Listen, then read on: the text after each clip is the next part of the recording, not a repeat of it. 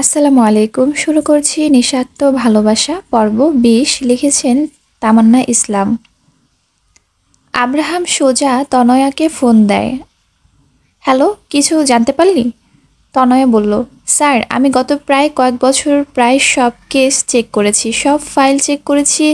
তা কোনো অ্যাক্সিডেন্ট হোক বা মিসিংয়ের তেমন বেশি কিছু তো পাইনি। তবে হ্যাঁ, একটা ব্যাপারে বেশ খটকা লাগছে। আব্রাহাম বলল, কি? একটা মেয়ের মিসিং কেস এখানে ফাইল করা হয়েছিল প্রায় ১ বছর আর কয়েক মাস আগে, ধরতে গেলে ২ বছরই। আর আশ্চর্যের ব্যাপার হচ্ছে এটা যে মেয়েটাকে কেউ খুঁজতে আসেনি বা পরে এই মেয়ের বিষয়ে কোনো খবরাখবর রাখিনি, পরবর্তীতে আর না পেয়ে বাধ্য হয়ে এই কেসটা ক্লোজ করে দেওয়া হয়েছে। মেয়ের নাম কি? নাম নাম ও হ্যাঁ, মেয়ের নাম হচ্ছে প্রীতি। প্রীতি? জি স্যার, প্রীতি নাম। ও, ওকে। এই কথা বলেই আব্রাহাম ফোন কেটে দেয়। মাথায় হাজারো চিন্তা ভর করে বসেছে, হাজারো কথা মাথায় ঘুরপাক খাচ্ছে। আব্রাহাম তনয়াকে দিয়ে পুলিশ স্টেশনের সব অ্যাক্সিডেন্ট এবং মিসিং কেসগুলো চেক করাচ্ছিল। তনয়াকে যেন পুলিশ আর তার কাজে বাধা না দেয়। তার জন্য তনয়ার কাছে পারমিশনটাও ছিল। আর চেক করানোর কারণ হচ্ছে যে আব্রাহামের যখন অ্যাক্সিডেন্ট হয়েছিল তখন কেস কতটুকু এগিয়েছিল বা কিভাবে ক্লোজ হয়েছিল তা জানার জন্য। যেই কারণে এইসব করা তা তো জানা যায়নি। তবে হ্যাঁ, উল্টো আরেক প্রসঙ্গ উঠে এসেছে। এই প্রীতির কথা তো আব্রাহামের মাথা থেকে পুরোপুরি বেরি হয়ে গিয়েছিল। প্রীতি নামে যে কোনো মেয়ে আছে তাও প্রায় ভুলে গিয়েছিল আব্রাহাম। সে ভাবতেও পারেনি যে এখানে প্রীতির এমন কোনো কেস তার কাছে পড়বে। আর মিসিং মানে প্রীতি মিসিং কিভাবে আর কবে থেকে হলো? আব্রাহাম এগুলো ভেবে ভেবে গাড়ি ড্রাইভ করছে।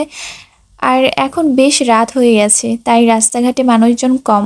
আব্রাহাম তার এক হাত মুখের কাছে রেখে আরেক হাত দিয়ে আস্তে আস্তে করে গাড়ি চালাচ্ছে। হঠাৎ এক ফাঁকা রাস্তা ক্রস করে যেতেই কিছু একটা বাধে আব্রাহামের চোখে। একজন লোক কালো চাদরের মতো কিছু একটা পরে মনে হলো দ্রুত আব্রাহামের গাড়ির সামনে দিয়ে চলে গেল। আব্রাহাম গাড়ির ব্রেক কষে কপালে কুঁচকে তাকায়। লোকটা অবয়ব দেখে আব্রাহামের তাকে বেশ চেনা জানা মনে হলো। আর লোকটাকে দেখেই বোঝা যাচ্ছে যে সে খুব তাড়ায় আছে। আর মূল কথা হচ্ছে আব্রাহাম এখন আয়রাতের অফিসের নিচে দাঁড়িয়ে আছে, মানে সেই রাস্তা দিয়েই যাচ্ছিল আর কি। সে চাদরে ঢাকা লোকটিও ঠিক চোরের মতো করে এখান দিয়েই চলে গেল। এমনই আয়রাতের উপর বিপদের সীমা নেই, তার উপর আবার এই অজানা অচেনা লোকটা।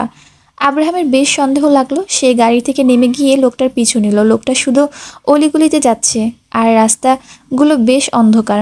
একটা সময় হুট করে কিছু একটা সাথে বেঁধে লোকটার উপর থেকে কালো চাদরটা সরে যায়। সে তার পেছনে ঘুরে আর আব্রাহামকে সেই লোকটার চেহারা দেখে বেশ অবাক হয়। লোকটা আর কেউ না, রায়হান নিজে। আব্রাহাম বহু বছর পর রায়হানকে দেখছে। এভাবে হুট করেই এমন একটা জায়গায় সে রায়হানকে দেখবে তা আব্রাহাম ভাবেনি। তবে এবার রায়হান উল্টো ঘুরে দ্রুত চলে যায়। আব্রাহাম নিজেও দ্রুত পায়ে রায়হানের পিছু পিছু যায়। রায়হান যাতে আব্রাহামকে দেখতে না পায়, আব্রাহাম সেই দিকেই খেয়াল রাখতে হচ্ছে। রায়হান যেতে যেতেই একটা মোড় ঘুরে। তার কিছুক্ষণ পরে আব্রাহামও তার পিছু যায়, কিন্তু দুর্ভাগ্যবশত আব্রাহাম রায়হানকে হারিয়ে ফেলে। রায়হান হুট করেই গুম হয়ে যায়। আব্রাহামকে তাকে সব দিকে খুঁজতে থাকে, আশেপাশের সব জায়গাতেই খুঁজে, কিন্তু রায়হান হঠাৎ করেই নাই হয়ে যায়। আব্রাহামের রাগ উঠে গেল। একটুর জন্য সে রায়হানকে হারিয়ে ফেললো। আব্রাহাম আবার এসে নিজের গাড়িতে বসে পড়ে। রাত অনেক, তাই এখন তো অবশ্যই আয়রাতের অফিসে কারো থাকার কথা না। আব্রাহাম একবার অফিসের দিকে তাকিয়ে চলে যায়। রাশেদ বলল, কিন্তু ম্যাম, বোমা কোথা থেকে আসবে? কখন করলো এসব? আয়রাত বলল, জানি না, আমি কিচ্ছু জানি না। তবে আমি এইটুকু শিওর যে যাই হচ্ছে, যে কিছুই হচ্ছে, সব কিছুর পেছনে ওই রায়হানের হাতে আছে। I am damn sure. কারণ রায়হান জেল থেকে পালিয়ে গিয়ে তো আর হাতে চুরি পরে বসে থাকবে না। সেই দিন আমার উপর গুলি চালানোর থেকে শুরু করে কাল আমার গাড়িতে বোমা ফিট করা পর্যন্ত সব কিছুতেই কোনো না কোনোভাবে ওই রায়হানেই আছে। ভাগ্যিস আব্রাহাম ছিল, আমি বেঁচে গিয়েছিলাম। রাশেদ বলল, ম্যাম, এইটুকু একদম চোখ বন্ধ করেই বলা যায় যে স্যার থাকতে আপনার কিছুই হবে না, কিন্তু এইভাবে রিস্কের উপর আর তো জীবন চলে না, তাই না? আয়রাত বলল, দেখি কি করা যায়। তনয়া কোথায়? ও এসেছে? জি ম্যাম, ওকে আমার কেবিনে পাঠাও। জি। এই বলে রাশেদ চলে গেল। তার কিছুক্ষণ পর আয়রাতের কেবিনে তনয়া আসে। বেবি, আমাকে ডেকেছিস? আয় ভেতর আয়, গম্ভীর মুখে বলল আয়রাত। এলাম, কিন্তু কি হয়েছে বল। এই 2-3 দিন তোর এমন কি ইম্পর্ট্যান্ট কাজ ছিল শুনি। আয়রাতের কথায় তনয় কিছুটা আটকে যায়। না মানে আসলে এমনি কিছু কাজ ছিল আর কি। কাল রাত কোথায় ছিলি? হ্যাঁ, হ্যাঁ, কোথায় ছিলি? আরে ছিলাম কিছু কাজে, তুই বল না, কিছু বলবি আমায়? কিছু জানিস না তুই? না, কেন? রায়হান জেল থেকে পালিয়েছে, আমার উপর গুলি চালিয়েছে, আমার গাড়িতে বোমা ফিট করেছিল। ভাগ্য ভালো বেঁচে আছি। হোয়াট? ইয়েস, কিভাবে কি? জানিস মাঝে মাঝে ভয় লাগে, আমিও মানুষ, খুব খুব তুই স্ট্রং থাকার ভং ধরি, কিন্তু মাঝে মাঝে আমারও ভয় হয়। প্লিজ, অনেক হয়েছে, আর চাই না আমি, আমার মাঝে আর সহ্য করার ক্ষমতা নেই। আমি এখন একটু হ্যাপি হতে চাই, একটু আমার আব্রাহামের সাথে। সব ঠিক হয়ে যাবে, চিন্তা করিস না। সব এলোমেলো হয়ে গেলেই যা তা শেষ বা শুরুর কোনো পথ নেই, তা একদমই না। আর এখন এখানে তো কিছুই শেষ হয়নি, সব ঠিকই আছে। তুই শুধু আরও একটু ধৈর্য ধর, ভরসা রাখ, আশা ছাড়িস না, ব্যাস। আয়রাতের হাতের উপর হাত রেখে বলল তনয়া। আয়রা তনয়ার দিকে তাকিয়ে মুচকি হেসে দেয়। তারপর আরও বেশ কিছুক্ষণ সময় তনয়া আয়রাতের কেবিনে থেকে বের হয়ে পড়ে। তনয়া চলে যেতে আয়রাত আব্রাহামকে ফোন করে। আব্রাহাম প্রথম বারেই তা রিসিভ করে নেয়। হ্যালো।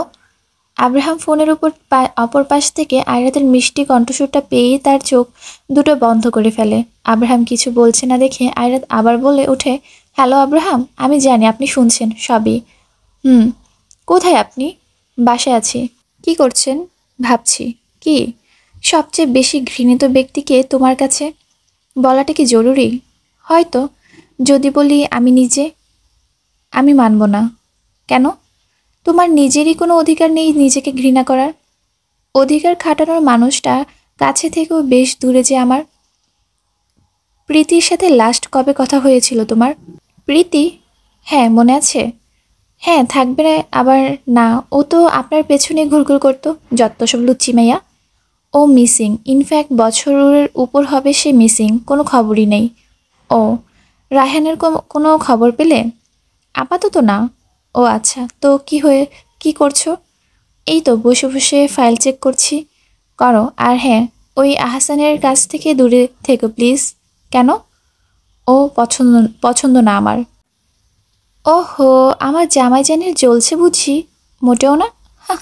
আচ্ছা, বুঝলাম, এবার রাখি। বাই। এই বলে আব্রাহাম ফোনটা কেটে দেয়। সে করিডোরে একটা বেতের চেয়ারে বসে রয়েছে, পরনে অ্যাশ কালারের টি শার্ট, চুলগুলো বেশ এলোমেলো হয়ে কপালে পড়ে রয়েছে। প্রচুর খোলা বাতাস রয়েছে, ছোট ছোট বেশ কিছু গাছপালা রয়েছে। পরিবেশটা সুন্দর। আব্রাহামের আজ কেমন যেন মনে হচ্ছে।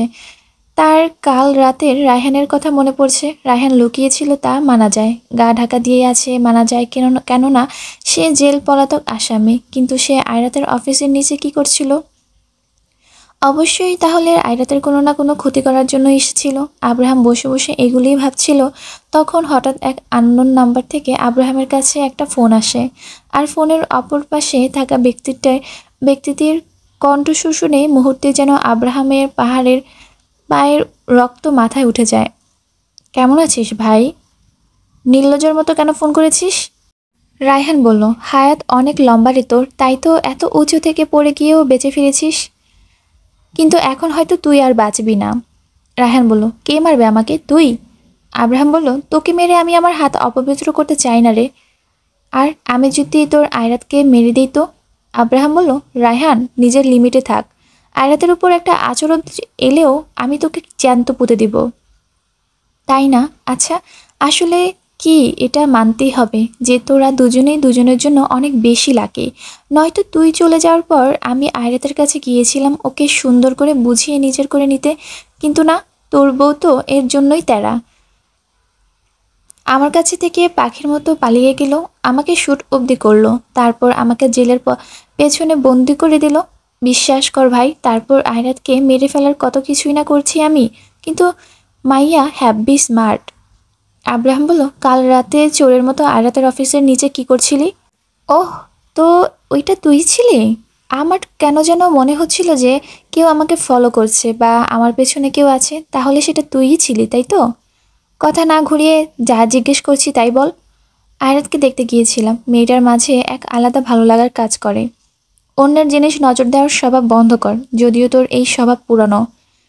আমার বাড়ির গ্যারেজে এসে পড়িস, বেশ কিছু সত্য বলার আছে তোকে। আর কতদিন আবছা ঘোড়ার মাঝে থাকবি বল? সত্যি জানিস তুই কিন্তু অর্ধেক আয় দেখা করি, কথা মিটমাট করি। নিজের মরণকে নিজে আমন্ত্রণ জানাস না রায়হান। আগে তুই আয় তো দেখি কে কাকে মারে। আব্রাহাম ফোনটা কেটে দেয়। রাগ যখন আউট অফ কন্ট্রোল চলে যায় তখন মানুষ স্বাভাবিক থেকে আরও বেশ চুপচাপ থাকে। আব্রাহামের ক্ষেত্রেও তাই। আব্রাহাম এখন একদম চুপ করে বসে আছে। রাগের সীমা একদম অতিক্রম করে গেছে। যাই হোক, আব্রাহাম উঠে পড়ে, রুমে এসে নিজের ব্ল্যাক ব্রাউন কালারের জ্যাকেটটা নিজের সাথে জড়িয়ে নেয়। এক্ষেত্রে আব্রাহাম একটু চালাকি করে, নিজের জ্যাকেটের বাটনের সাথে একটা ছোট্ট ক্যামেরা ফিট করে নেয়, অর্থাৎ বাটন ক্যামেরা। এটা করার কারণ হলো রায়হান সেখানে যাই করবে বা যাই হবে সেগুলো রেকর্ড হয়ে যাবে।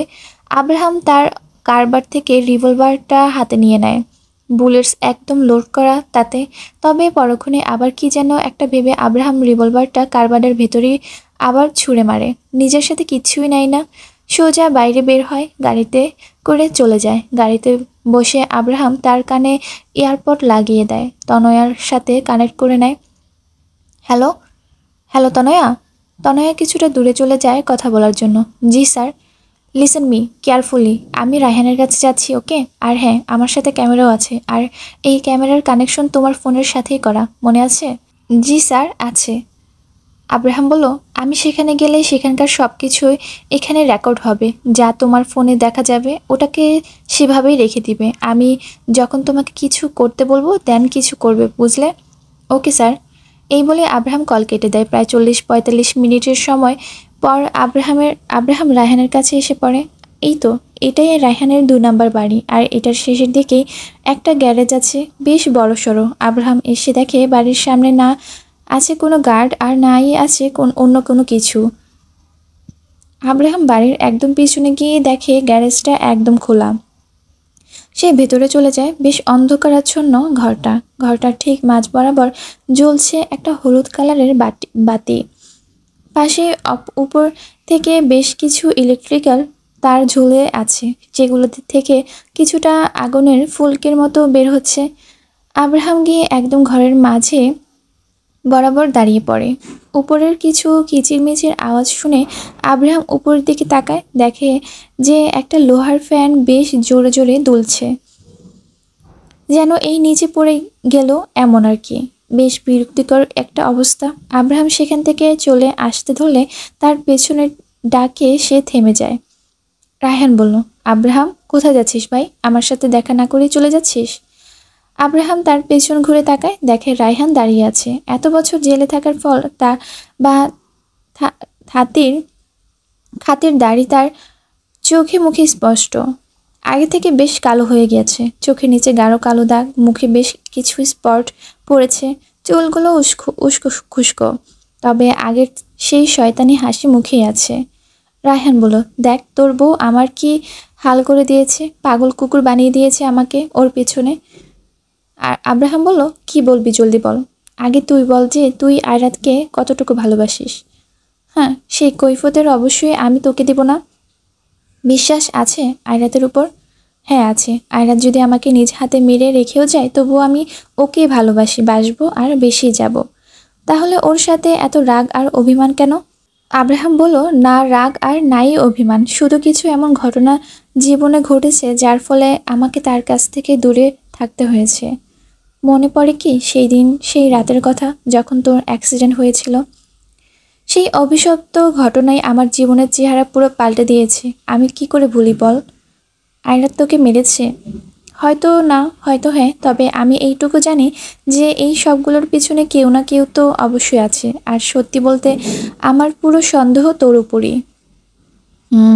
ঠিক ধরেছিস, আমি তোকে মেরেছি। আব্রাহাম তো চুপ। রায়হান বলল, লেট মি এক্সপ্লেইন। আমি আয়রাতকে ভালোবাসতাম আর এখনও বাসি, বুঝলি? বাট কি করব বল, ওর উপরে তো তোর নজর ছিল। আর হ্যাঁ, কে যেন ঠিকই বলেছে যে মেয়েদের জন্য ঘর যেমন জুড়ে আসে ঠিক তেমনই মেয়েদের জন্য ঘর তেমন বরবাদও হয়ে যায়। আজ পর্যন্ত দুনিয়াতে যত যুদ্ধ বিধায় হয়েছে সেগুলোর অধিকাংশই মেয়েজনিত। মেয়েরা খুব বেশি অদ্ভুত হয়, তাই তো। দেখ না আমার অবস্থা এখন এমন।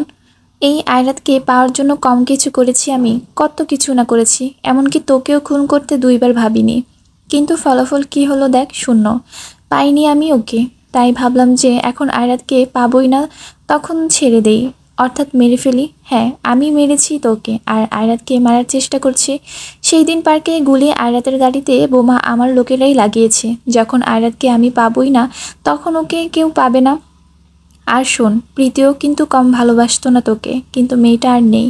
প্রেমের জন্য তোকেও মরতে হয়েছে, তাকেও আর কেউ না, আমি মেরেছি। Now come to the main point. তুই যখন সেই দিন রাতে আসছিলি ওই পাহাড়ি রাস্তা দিয়ে, আমি আগে থেকেই তোর গাড়ির ব্রেক ফেল করে রেখেছিলাম। তোর গাড়ির অ্যাক্সিডেন্ট আমিই করেছিলাম। তারপর তুই কিছুটা আঘাত পেলি, বাইরে বের হয়ে পড়লি গাড়ি থেকে। আমি ভেবেছি তুই মরে গিয়েছিস, কিন্তু না, তোর হুঁশ তখনও ছিল। তখন তোর মতো করেই তো তোর কাছে আয়রাত যায়, তাই না? আসলে না, সেটা আয়রাত ছিল না, সেটা প্রীতি ছিল। প্রীতি তখন। এখন প্রশ্ন হলো, প্রীতি কিভাবে আয়রাতের মতো দেখতে হলো? এটা 2021। এখন একজনের চেহারা আরেকজনের মতো করে করতে বেশি কিছু করতে হয় না। Artificially wax and some temporary cosmetic surgery, ব্যাস। প্রীতিকে তোর আয়রাতের মতো করেই দিতে বেশি সময় লাগেনি। তবে হ্যাঁ, আমার জন্য একটা প্লাস পয়েন্ট ছিল, তা হচ্ছে এই যে সেই রাস্তাটা একদমই ঘুটঘুটে অন্ধকার ছিল, তার উপর তুই তোর মাথার পেছনে আঘাত পেয়েছিলি, যার ফলে তুই সব ঝাপসা দেখছিস। সেইভাবে আয়রাতকে দেখেছিস, তাও আবার এই রূপে, তোরই খুনি রূপে। আয়রাত ওরফের প্রীতি যখন সেখানে থেকে চলে আসতে নিয়েছিল, তখনও তুই সহজে বিশ্বাস করতে চাসনি। তার উপর তুই ভালোভাবে প্রীতির মুখ দেখেছিস, যা 99% আয়রাতের মতোই ছিল। তুই মরলি না, উঠে দাঁড়ালি। আর জানিস তো তখন কি হলো? আমি রড নিয়ে তোর মাথার পেছনে আঘাত করি, ব্যাস তুই সেন্সলেস। তোকে তোর গাড়িতে তুলে, আর তখনই আমি খাদে থেকে এই যে নিজ হাতে তোকে ধাক্কা দিয়ে নিচে ফেলে দিই। কিন্তু প্রীতি বাড়াবাড়ি করছিল বেশ। নিজের জীবন হারানোর জন্য দায়ী একমাত্র সে। তোকে মেরেছি তো তাই ওর অনেক খারাপ লাগছিল, আমার কলার খামচে ধরেছিল, আমাকে গালিও দিয়েছিল। তোকে চাইতো ও। এখন আমি কি করে প্রীতিকে কষ্ট দিতে পারি বল? বিকজ প্রীতি আমার অনেক হেল্প করেছে। ইনফ্যাক্ট সে না থাকলে তোকে আর আয়রাতকে আমি এত বছর দূরে রাখতেই পারতাম না। তাই ওকে এবার আমি একটু হেল্প করি, প্রীতিকেও আমি তোর তোর পরে সেই খাদে ধাক্কা দিয়ে ফেলে দিই, ব্যাস খাতাম কাহিনী। কিন্তু দেখ, তোর কই মাছের প্রাণ এখনও বেঁচেই আছে, আর আয়রাতের কাছেও পৌঁছে গিয়েছিস। রায়হান আব্রাহামকে সব খুলে বলে, আর সব কিছু শুনে যেন আব্রাহাম পায়ের নিচ থেকে মাটি সরে যায়। তাহলে আয়রাত কিছু না করেই দোষী? আয়রাত তো এগুলোর কিছুই জানে না। আয়রাত হয়তো ধারণাও করতে পারবে না যে তার পিঠ পিছনে কত বড় একটা ঘটনা ঘটে গেছে। আব্রাহাম দূর দূর ছিল, কিভাবে ফিরে এলো, আর গাইবি বা কোথায় ছিল? আয়রাত এগুলোর কিচ্ছু জানে না। কেউ একজন যে মিথ্যে আয়রাত সেজে এসে তারই নাকের নিচ দিয়ে এত বড় একটা ঘটনা ঘটিয়ে ফেলেছে, এর এক ফোঁটা আন্দাজও আয়রাতের নেই। না আব্রাহাম যে একদম আয়রাতকে নিজের খুনি হিসেবে ভেবে এসেছে, তাও না। আব্রাহাম দ্বিধায় ছিল, কিন্তু এবার যেন সব ক্লিয়ার তার কাছে, একদম পানির মতো পরিষ্কার সব। আব্রাহাম রায়হানের অগোচরেই তার জ্যাকেট থেকে বাটন ক্যামেরাটার একটা জায়গায় প্রেস করে, অর্থাৎ এতক্ষণ সব কিছু রেকর্ড হচ্ছিল। আর ক্যামেরাতে প্রেস করার ফলে তা একটা SMS হিসেবে তনয়ার ফোনে চলে যায়। মেসেজের শব্দ পেয়ে তনয়া তা ওপেন করে, আর সব কিছু দেখে তনয়া নিজেও মুখ একদম হা হয়ে যায়। তনয়া আর এক মুহূর্ত দেরি না করে সেই SMSটা সোজা আয়রাতকে সেন্ড করে দেয়। আয়রাত তার ফোন শব্দ পেয়ে তা ওপেন করে, দেখে একটা ভিডিও এসেছে। আয়রাত ভিডিও ক্লিপটা অন করে দেখতে থাকে। কি অবাক লাগছে? কিন্তু এটাই সত্যি, এটাই হয়েছে তোদের সাথে। আয়রাত জানেই না যে তারই নকল ধার করে সাথে কেউ এমন একটা করেছে। ও হ্যাঁ, আরেকটা খবর, খুব জলদি তোর আয়রাত জেলে যাচ্ছে। হোয়াট? হ্যাঁ ভাই, কেন জানিস? কারণ আয়রাতের নামে প্রচুর ব্ল্যাক মানির ইলিগাল কেস আছে। আয়রাত তার বাড়িতে ইভেন অফিসেও অনেক ব্ল্যাক মানি জড়ো করে রেখেছে, যেগুলো সরকার কর্তৃক নিষিদ্ধ। আর হ্যাঁ, চিন্তা করিস না, সেগুলো ভুয়া, ফেক, ভুল নিউজ, কিন্তু সত্য। কেননা সেখানে টাকার ব্ল্যাক মানি হিসেবের যে ফাইলগুলো আছে সেগুলো সবগুলোতে আয়রাতের সিগনেচার আছে। আব্রাহাম বলল, আয়রাত জেলে শুনে এমন কোনো পেপারের সিগনেচার কখনই করবে না। হ্যাঁ, তা তো আমিও জানি, আর এই জন্যই তো আমাকে উল্টো পথ বেছে নিতে হয়েছে। আমার যে দু একজন লোক আয়রাতের পেছনে জাসুস হয়ে আছে, তারাই আয়রাতের সাইন কপি করে। কিন্তু আয়রাত এত বড় একজন বিজনেস ওমেন, তার সিগনেচার তো আর এত সহজে কপি করা যায় না, তাই না? তাই একজন লোককে আমি আয়রাতের অফিসে স্টাফ হিসেবে পাঠিয়েছি। আর আয়রাত তো অনেক ব্যস্ত মেয়ে, তার এত সময় কই যে সবার বায়োডাটা নিয়ে ঘুরবে। আর সেটাই আমার সুবিধা হয়েছে। স্টাফটা মানে যে কিনা আমার লোক, সে ফাইলগুলো কালেক্ট করে কোনো না কোনো কাজের ফলে, আর তখনই সেই ফাইলগুলো থেকে আয়রাতের সিগনেচার কপি করে নেয়। এই তো হয়ে গেল। এখন এই যে এই ব্ল্যাক মানির সব পেপারস আছে, সেখানে আয়রাতের সাইন মানে কপি করা আর কি।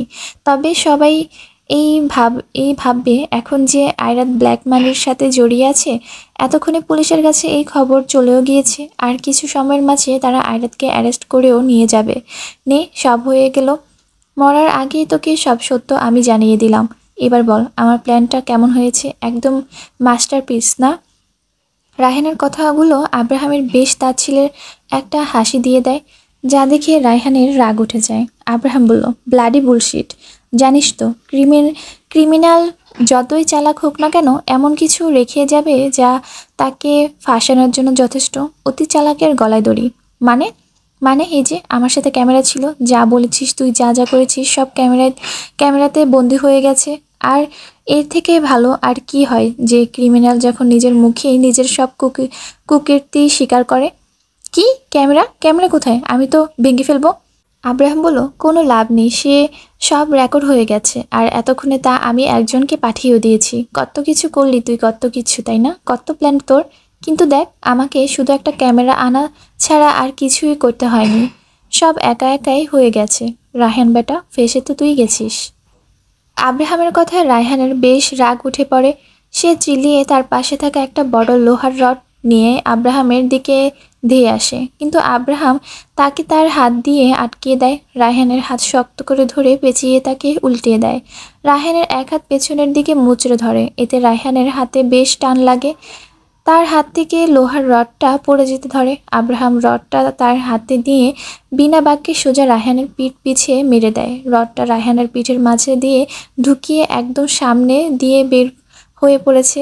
মুহূর্তেই জায়গাটা একদম শান্ত হয়ে গেছে। রায়হান না পারছে কথা বলতে, না পারছে অন্য কিছু করতে। গলগল করে রক্ত ঝরে যাচ্ছে। রায়হান খুব কষ্টে তার মাথা ঘুরিয়ে আব্রাহামের দিকে তাকায়। আব্রাহামকে দেখে তার আত্মা আটকে ওঠে, চোখে যেন তার রক্ত জমে গেছে। রাগে মুখটা কাঁপছে, মাথার রগগুলো সব ফুলে গিয়েছে তার। আব্রাহাম রায়হানকে নিজের দিকে ঘুরিয়ে সোজা বুক বরাবর একটা লাথি মেরে দেয়, যার ফলে রডটা আরও বেশি করে রায়হানের মাঝে ঢুকে পড়ে। আবার আবার এবার যেন রায়হানের মুখ দিয়েও রক্তের ধারা বের হয়ে পড়ে। আব্রাহাম পাশে তাকিয়ে দেখে এক ধারালো চাকু পড়ে আছে। আব্রাহাম তার সাথে সাথে হাতে নিয়ে বাতাসের গতিতে রায়হানের কাছে চলে যায়। রায়হান দাঁড়িয়ে থাকতে না পেরে একটা লোহার চেয়ারে মরার মতো করে পড়েছিল। আব্রাহাম তার এক পা রায়হানের চেয়ারের হাতলিতে রেখে দিয়ে তার বাম হাত দিয়ে রায়হানের গলা চেপে ধরে। আব্রাহাম একটা কথা বলছে না, সে শুধু তার মতো করে রাগ মিটাচ্ছে। আব্রাহাম ছুরি দিয়ে রায়হানের গাল বরাবর দেয় এক ঘা বসিয়ে, এতে রায়হানের গালের ভেতরে দিয়ে ছুরিটা একদম তার মুখের মাঝে চলে যায়। রায়হান কিছু বলতে পারছে না, শুধু যন্ত্রণায় ছটফট করে যাচ্ছে। আব্রাহাম ছুরিটা গাল থেকে তুলে আবার সোজা তার গলায় শ্বাসনালীতে বসিয়ে দেয়, এতে যেন রায়হানের শ্বাস পর্যন্ত বন্ধ হয়ে গেছে। রায়হানের উভয় হাতের রগগুলো আব্রাহাম কেটে দিয়েছে, অর্থাৎ রায়হানের শরীর রক্তে একদম ছুরি দিয়ে একটা টান দিয়ে দেয়। রায়হান শেষ, এক ফোঁটা শক্তিও আর বাকি নেই। তবে পুরো জীবন যায়নি তার। এবার আব্রাহাম ঠিক একটা সাইকোর মতো করে রুমের আশেপাশে তাকাতাকি করতে থাকে। হয়তো সে খুঁজছে যে এখন রায়হানকে আর কিভাবে যন্ত্রণা দেওয়া যায়। আব্রাহাম পাগলের মতো করে খুঁজছে। অবশেষে আব্রাহাম দেখতে পায় যে গ্যারেজের বেশ বড় বড় পানির কিছু ড্রাম রয়েছে। আব্রাহাম সেগুলো সব নিয়ে আসে। এক এক করে ড্রাম থেকে সব পানি রায়হানের উপর ঢালতে থাকে। রক্ত আর পানি মিশে একাকার হয়ে গেছে। প্রায় 3 ড্রাম পানি আব্রাহাম রায়হানের উপর ঢালে। তারপর আব্রাহাম সোজা সে ইলেকট্রিক তারের কাছে চলে যায়। খুব সাবধানে তা নিয়ে এসে রায়হানের সামনে দাঁড়ায়। রায়হান আধো আধো চোখে আব্রাহামের দিকে তাকিয়ে আছে। দেখতে খুব বীভৎস লাগছে তাকে। গলা, চেহারা, শরীর একদম ক্ষতবিক্ষত। এমনকি শরীরের ঠিক মাঝ বরাবর লোহার রড বিঁধেই আছে, তার উপর পানি দিয়ে একদম ভেজা। আব্রাহাম এসে রায়হানের দিকে তাকিয়ে আছে। রায়হান যে আব্রাহামকে মারার জন্য এত প্ল্যানিং করেছে তার জন্য আব্রাহাম বিন্দুমাত্র চিন্তা বা রাগ নেই। রায়হান আয়রাতকে কেড়ে নিতে চেয়েছে আব্রাহামের কাছ থেকে, এটাই যেন আব্রাহামকে জ্বালিয়ে পুড়ে ছাই করে দিচ্ছে। আব্রাহাম রায়হানের দিকে তাকিয়ে শুধু একটা কথাই বলে, হ্যাপি জার্নি সৎ ভাই। এই বলেই আব্রাহাম তার হাত থেকে ইলেকট্রিক ওয়্যারটা রায়হানের গায়ের উপর ছুঁড়ে মারে। ব্যাস, রায়হান যে ঠিক কীভাবে ছটফট করছে তা বলার বাইরে। একে তো রায়হানের উপর পানি, আর তার উপর কারেন্ট, ইলেকট্রিক শট খুব বাজেভাবে লাগছে রায়হানকে। রায়হান আর তার চোখগুলো উল্টিয়ে দিয়েছে। ওভাবেই কাতরাতে কাতরাতে রায়হানের মৃত্যুর কোলে ঢলে পড়ে। আর আব্রাহাম তার জ্যাকেটের কলার ঠিক করতে করতে গ্যারেজের বাইরে এসে যেন কিছুই হয়নি। অন্যদিকে ক্যামেরাতে শুধু আব্রাহামকে মারার কথা রেকর্ড হয়েছে, এই ব্ল্যাক মানির কথা রেকর্ড হয়নি। আয়রাত তার চোখগুলো বড় বড় করে দিয়ে তার ফোনের দিকে তাকিয়ে আছে। সে এতটাই অবাক যে আশেপাশে কি হচ্ছে না হচ্ছে তারও খেয়াল নেই তার। আয়রাতের চোখ থেকে টপ করে পানি গড়িয়ে পড়ে। আয়রাত তার হাত ফোনটা নিয়ে অবিশ্বাস্য চোখে তাকিয়ে আছে। রায়হান এবং প্রীতি যে এমন কিছু করেছে তার কল্পনা মাত্র আয়রাতের ছিল না। আয়রাত নিজের হিতাহিত জ্ঞান শূন্য হয়ে গেছে। তখনই কিছুটা দ্রুত বেগে আয়রাতের কেবিনে কয়েকজন পুলিশ অফিসার আসে। আয়রাত তাদের এভাবে এখানে দেখে অবাক হয় না, কেননা যে ঝটকা আয়রাত খেয়েছে তার কাছে এটা কিছুই না। অফিসার বলল, মিসেস আয়রাত, আপনাকে একটু এই সময়ে আমাদের সাথে যেতে হবে। তখনই আয়রাতের কেবিনের রাশেদ আসে। সে পুলিশকে অনেক বাধা দেওয়ার চেষ্টা করে, তবে আয়রাত তাকে থামিয়ে দেয়। অফিসাররা বলে, দেখুন মিসেস আয়রাত, আমরা কিছু ব্ল্যাক মানির পেপারসের উপরে আপনার সাইন পেয়েছি যেগুলো ইলিগেল, তাই এখন আপনাকে আমাদের সাথে থানায় যেতে হবে। আয়রাত বলল, চলুন। আয়রাতের এখন কথা কাটাকাটি করার মতো মেজাজ একদমই নেই, তাই অফিসার আয়রাতকে যেভাবে নিয়ে গেল আয়রাতও সেভাবেই চলে গেল। তবে ওদিকে তো আব্রাহামের চিন্তার শেষ নেই। যাই হোক, সব পরে, কিন্তু এই মুহূর্তে তাকে আগে আয়রাতের সাথে দেখা করতে হবে। আব্রাহাম গাড়ি হাওয়ার বেগে চালিয়ে নিয়ে গিয়ে সোজা আয়রাতের অফিসে চলে যায়। আব্রাহাম গাড়ির দরজাটা লাগিয়ে দিয়ে দৌড়ে অফিসের ভিতরে চলে যায়। গিয়ে দেখে রাশেদ, অয়ন, আহসান সহ বাকিরা বেশ চিন্তায় আছে। এই মুহূর্তে আব্রাহামকে অফিসে দেখে তারাও অবাক হয়। আব্রাহাম দ্রুত রাশেদের কাছে এগিয়ে যায়। রাশেদ, আয়রাত কোথায়? রাশেদ চুপ। আব্রাহাম বলল, আয়রাত কোথায়? স্যার, আয়রাত ম্যাম জেলে। কি? কখন নিয়ে গেছে? কিছু পুলিশ অফিসার এসেছিল, তাদের মতো ব্ল্যাক মানির পেপারস ম্যামের সাইন আছে, কিন্তু ম্যাম তো কখনো সেগুলোতে সাইন করবে না। জানি না ম্যামের সাইন কি করে এলো, তাদের কাছে এনাফ প্রুফ ছিল, তাই তারা ম্যামকে নিয়ে গেছে। আব্রাহাম আবার বাইরে এসে দ্রুত গাড়িতে উঠে পড়ে। রাগে গা কাঁপছে। ওইদিকে আয়রাত জেলের ভেতরে বসে আছে মাথা নিচু করে। এই এতগুলো বছর যাবৎ আয়রাত এক ভুল ধারণা নিয়ে বেঁচেছিল। আয়রাত না, শুধু প্রায় সবাই। এগুলোর যেন আয়রাতের মন মস্তিষ্ক ঘুরপাক খাচ্ছে। প্রায় 30 মিনিট পর আব্রাহাম পুলিশ স্টেশনের এসে পরে দ্রুত পায়ে গিয়ে পুলিশ স্টেশনের ভেতরে চলে যায়। আব্রাহাম যেদিকে দিয়ে আসছিল সেই দিকে দিয়ে সবাই দাঁড়িয়ে পড়েছিল তাকে দেখে, কিন্তু আব্রাহাম সবাইকে এক প্রকার ইগনোর করেই ভিতরে এসে পড়ে। আব্রাহাম এসে পুলিশ অফিসারের টেবিলে ঠাস করে নিজের হাত রাখে। পুলিশ অফিসার আব্রাহামকে এই রূপে দেখে দ্রুত দাঁড়িয়ে পড়ে। আব্রাহাম স্যার, আপনি এখানে? আপনারা কিসের ভিত্তিতে আয়রাতকে অ্যারেস্ট করেছেন? স্যার, কিছু বেআইনি কাগজে ওনার সাইন পাওয়া গেছে, তো তার জন্য এটাই যথেষ্ট। আব্রাহাম অফিসের দিকে তার জ্যাকেটের থাকা ক্যামেরাটা এগিয়ে দেয়, যাতে রায়হানের নিজের মুখে স্বীকার করা সব কিছু রয়েছে সেটা অফিসারকে দিয়ে আব্রাহাম আরও ভেতরে চলে যায়। ভেতরে কয়েক কক্ষ পেরিয়ে আব্রাহাম থেমে যায়। তার ডান পাশে তাকিয়ে দেখে আয়রাত একটা জেলের কক্ষের ভেতরে একদম একা বসে আছে। আব্রাহাম আর কিছু না বলে জেলের দরজা সেই দেয় এক লাথি মেরে। সাথে সাথেই ঠাস করে দরজাটা ভেঙে নিচে পড়ে যায়। এমন বিকট শব্দ। আয়রাত ফট করেই তা মাথা তুলে তাকায়, দেখে আব্রাহাম এসেছে। আয়রাত আব্রাহামকে দেখে ফ্যালফ্যাল করে তাকিয়ে থাকে। আব্রাহাম এসে কোনো কথা না বলেই সোজা আয়রাতের হাত ধরে তাকে বাইরে বের করে এনে নিয়ে আসে। সব কিছু রেকর্ড হয়েছিল। রায়হান যখন আব্রাহামকে খুন করার প্ল্যানগুলো নিজ মুখে সব স্বীকার করেছিল, তাও আবার প্রীতির নামসহ সেটাও রেকর্ড হয়েছে। আর আর ব্ল্যাক মানির ব্যাপারটাও, অর্থাৎ আয়রাতকে ইচ্ছাকৃত সাথে ফাঁসানোর ব্যাপারটাও রেকর্ড হয়েছে। সবই রায়হান তার মরার আগে নিজ মুখে স্বীকার করে গেছে। আব্রাহামকে খুন করার আগে অংশটুকু আব্রাহাম রেকর্ড করে আগেই তনয়াকে পাঠিয়ে দেয়, অর্থাৎ সেই ক্লিপটুকু আলাদাভাবে সেন্ড করা হয়েছে তনয়াকে। তবে পরবর্তী কিন্তু ক্যামেরা বন্ধ হয়নি, ক্যামেরা অন করাই ছিল, যার দরুন ব্ল্যাক মানির ব্যাপারটাও রেকর্ড হয়। তা শুধু আব্রাহাম নিজের কাছে রেখেছিল। অতঃপর আব্রাহাম যখন জানতে পারে যে আয়রাতকে অ্যারেস্ট করে নিয়ে যাওয়া হয়েছে, তখন আব্রাহাম দ্রুত পুলিশ স্টেশনে গিয়ে আয়রাতকে একদম নির্দোষ প্রমাণ করার জন্য প্রুফ হিসেবেই সেই ভিডিও ক্লিপটা দেখিয়েছে অফিসারকে। সেখানেও রায়হানের সব নিজের মুখেই উগনে দিয়েছে। আব্রাহাম যখন জেলে আয়রাতকে দেখে, তখন সে কোনো কথা না বলে সোজা আয়রাতের হাত ধরে তাকে পুলিশ স্টেশন থেকে বাইরে বের করে নিয়ে আসে। এখনো পুরনো অনেক কিছুই বলার আছে আব্রাহামের আয়রাতকে। সব ঠিক করে নিতে হবে, সব আবার আগের মতো করে নিতে হবে, যেন একদম যে কোনো মূল্যেই। আব্রাহাম আয়রাতকে বাইরে এনে নিজের গাড়িতে বসিয়ে দেয়, তারপর নিজে গিয়ে ড্রাইভিং সিটে বসে পড়ে। তীব্র গতিতে গাড়ি চলছে আব্রাহামের। সে এক হাতে গাড়ি ড্রাইভ করছে, আরেক হাতে নিজের কপালের সাইডে ঠেকিয়ে রেখেছে। মাঝে মাঝে আয়রাতের দিকে তাকাচ্ছে, তবে আয়রাতের মাঝে কোনো হাবভাব নেই। সে একদম ভাবলেশীনভাবেই বসে রয়েছে। ঠিক আগের মতো চুপ থাকার লক্ষণটা আবারও দেখা যাচ্ছে।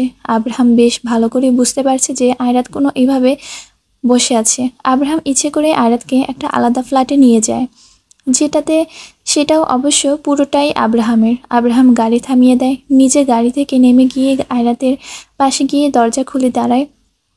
কিন্তু এবারও আয়রাতের আগের মতোই চুপ মেরে বসে আছে। আব্রাহাম কিছু বলতে যাবে, তার আগে আয়রাত নেমে পড়ে। আব্রাহামের আগে আয়রাত নেমে গিয়ে দ্রুত পায়ে ভেতরে চলে যায়। আব্রাহাম গাড়ির দরজা খুলে আয়রাতের যাওয়ার দিকে তাকিয়ে থাকে।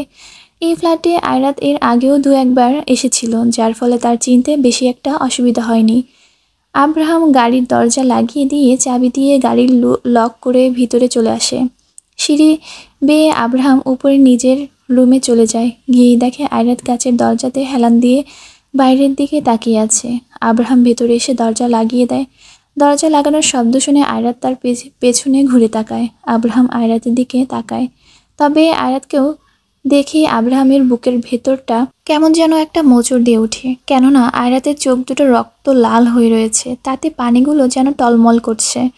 আয়রাত এক দৃষ্টিতে আব্রাহামের দিকে তাকিয়ে থাকতে থাকতে হঠাৎ টুপ করে কয়েক ফোঁটা পানি তার গাল বেয়ে গড়িয়ে পড়ে।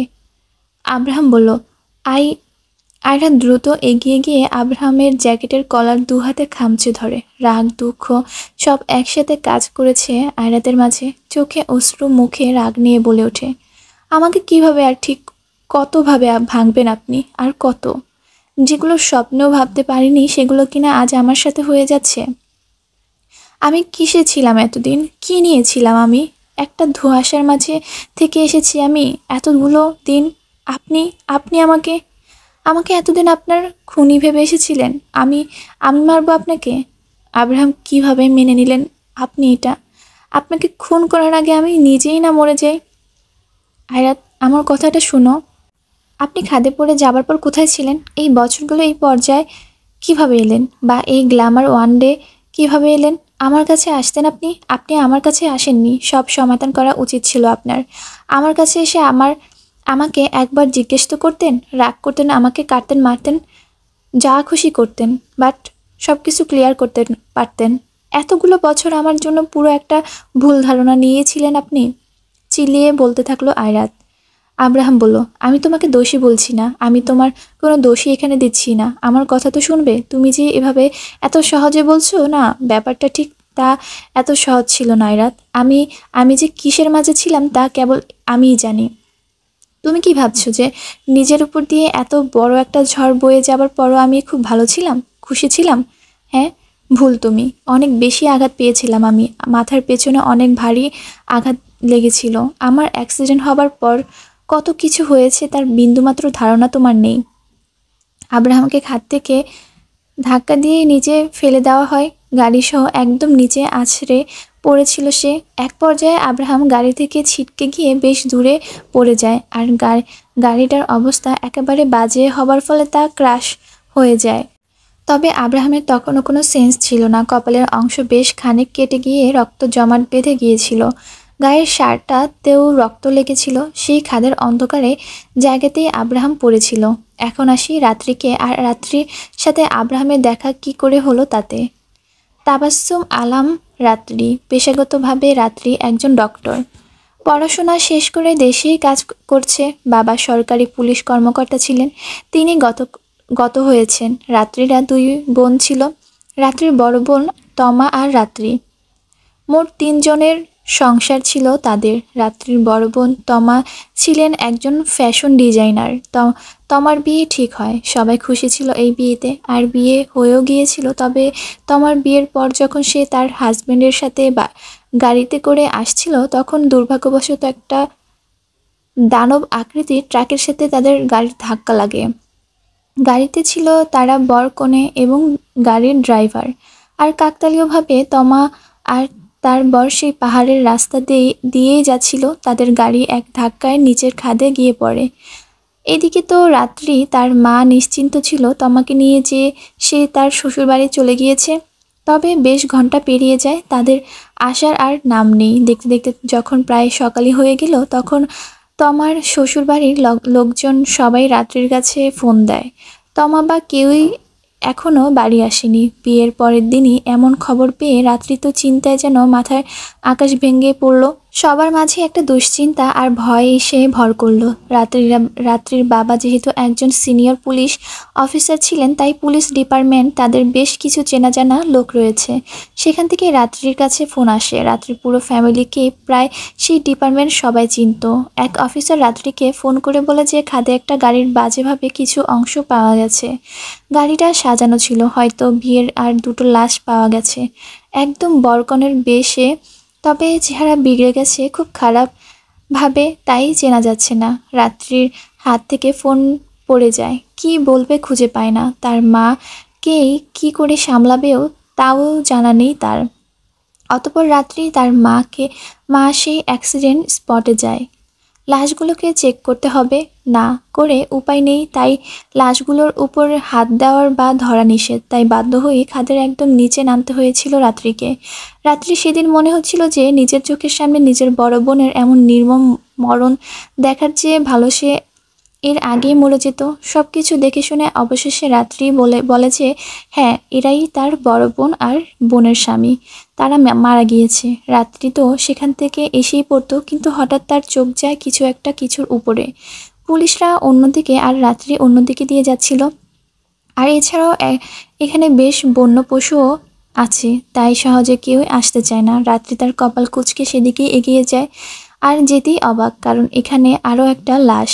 রাত্রি ভেবেছিল যে এটাও লাশ, তাই রাত্রি দ্রুত সেদিকে এগিয়ে যায়। রাত্রি ভয়ে যেই না পুলিশকে ডাক দিতে যাবে, তখনই সে খেয়াল করে যে লোকটার হাত নড়ছে। রাত্রি তার হাঁটু ভাঁজ করে বসে পড়ে, কান কিছুটা সেই ব্যক্তির মুখের কাছে নেয়। শ্বাস চলছে। সেই আব্রাহাম ছিল। রাত্রি তার হাতের পালস চেক করে দেখে সে জীবিত আছে। রাত্রি আব্রাহামকে খেয়াল করে দেখে বেশ চেনা চেনা লাগছে, কোথাও তো দেখেছে। রাত্রি তখনই সেই খাদ থেকে আব্রাহামকে নিয়ে আসে। আব্রাহামকে বাসায় এনে রাত্রির পক্ষে যতটুকু সম্ভব সে তার সাধ্যমতো সব করে। আব্রাহামের যখন জ্ঞান ফিরে, তখন সে সব বুঝতে পারে। আর রাত্রিও বুঝে যে এই আব্রাহাম। রাত্রির মারও কোনো সমস্যা ছিল না। তবে রাত্রির পরবর্তী এই ভেবে অবাক হয় যে এত বড় একজন মানুষ এভাবে অ্যাক্সিডেন্ট হয়েছে, তার আর পুলিশরা টের অবধি পেল না। আশ্চর্য। রাত্রি অনেক ট্রাই করেছে পুলিশকে ইনফর্ম করার, কিন্তু প্রত্যেকবারই আব্রাহাম তাকে বাধা দিয়েছে, তাকে মানা করেছে। আর রাত্রি যেই দিন আব্রাহামকে নিয়ে এসে পড়ে, তার পরের দিনই পুলিশরা সেই খাদে গিয়ে তদন্ত করে আব্রাহামকে পাওয়ার জন্য। কিন্তু আব্রাহাম যখন সেখানে ছিলই না, তাহলে পাবে কোথা থেকে? কারণ তার আগেই রাত্রে আব্রাহামকে নিয়ে এসে পড়েছিল। আব্রাহাম সুস্থ হয়ে যায় মোটামুটি, আর সে তো আর হাতে হাত রেখে বসে থাকবে না।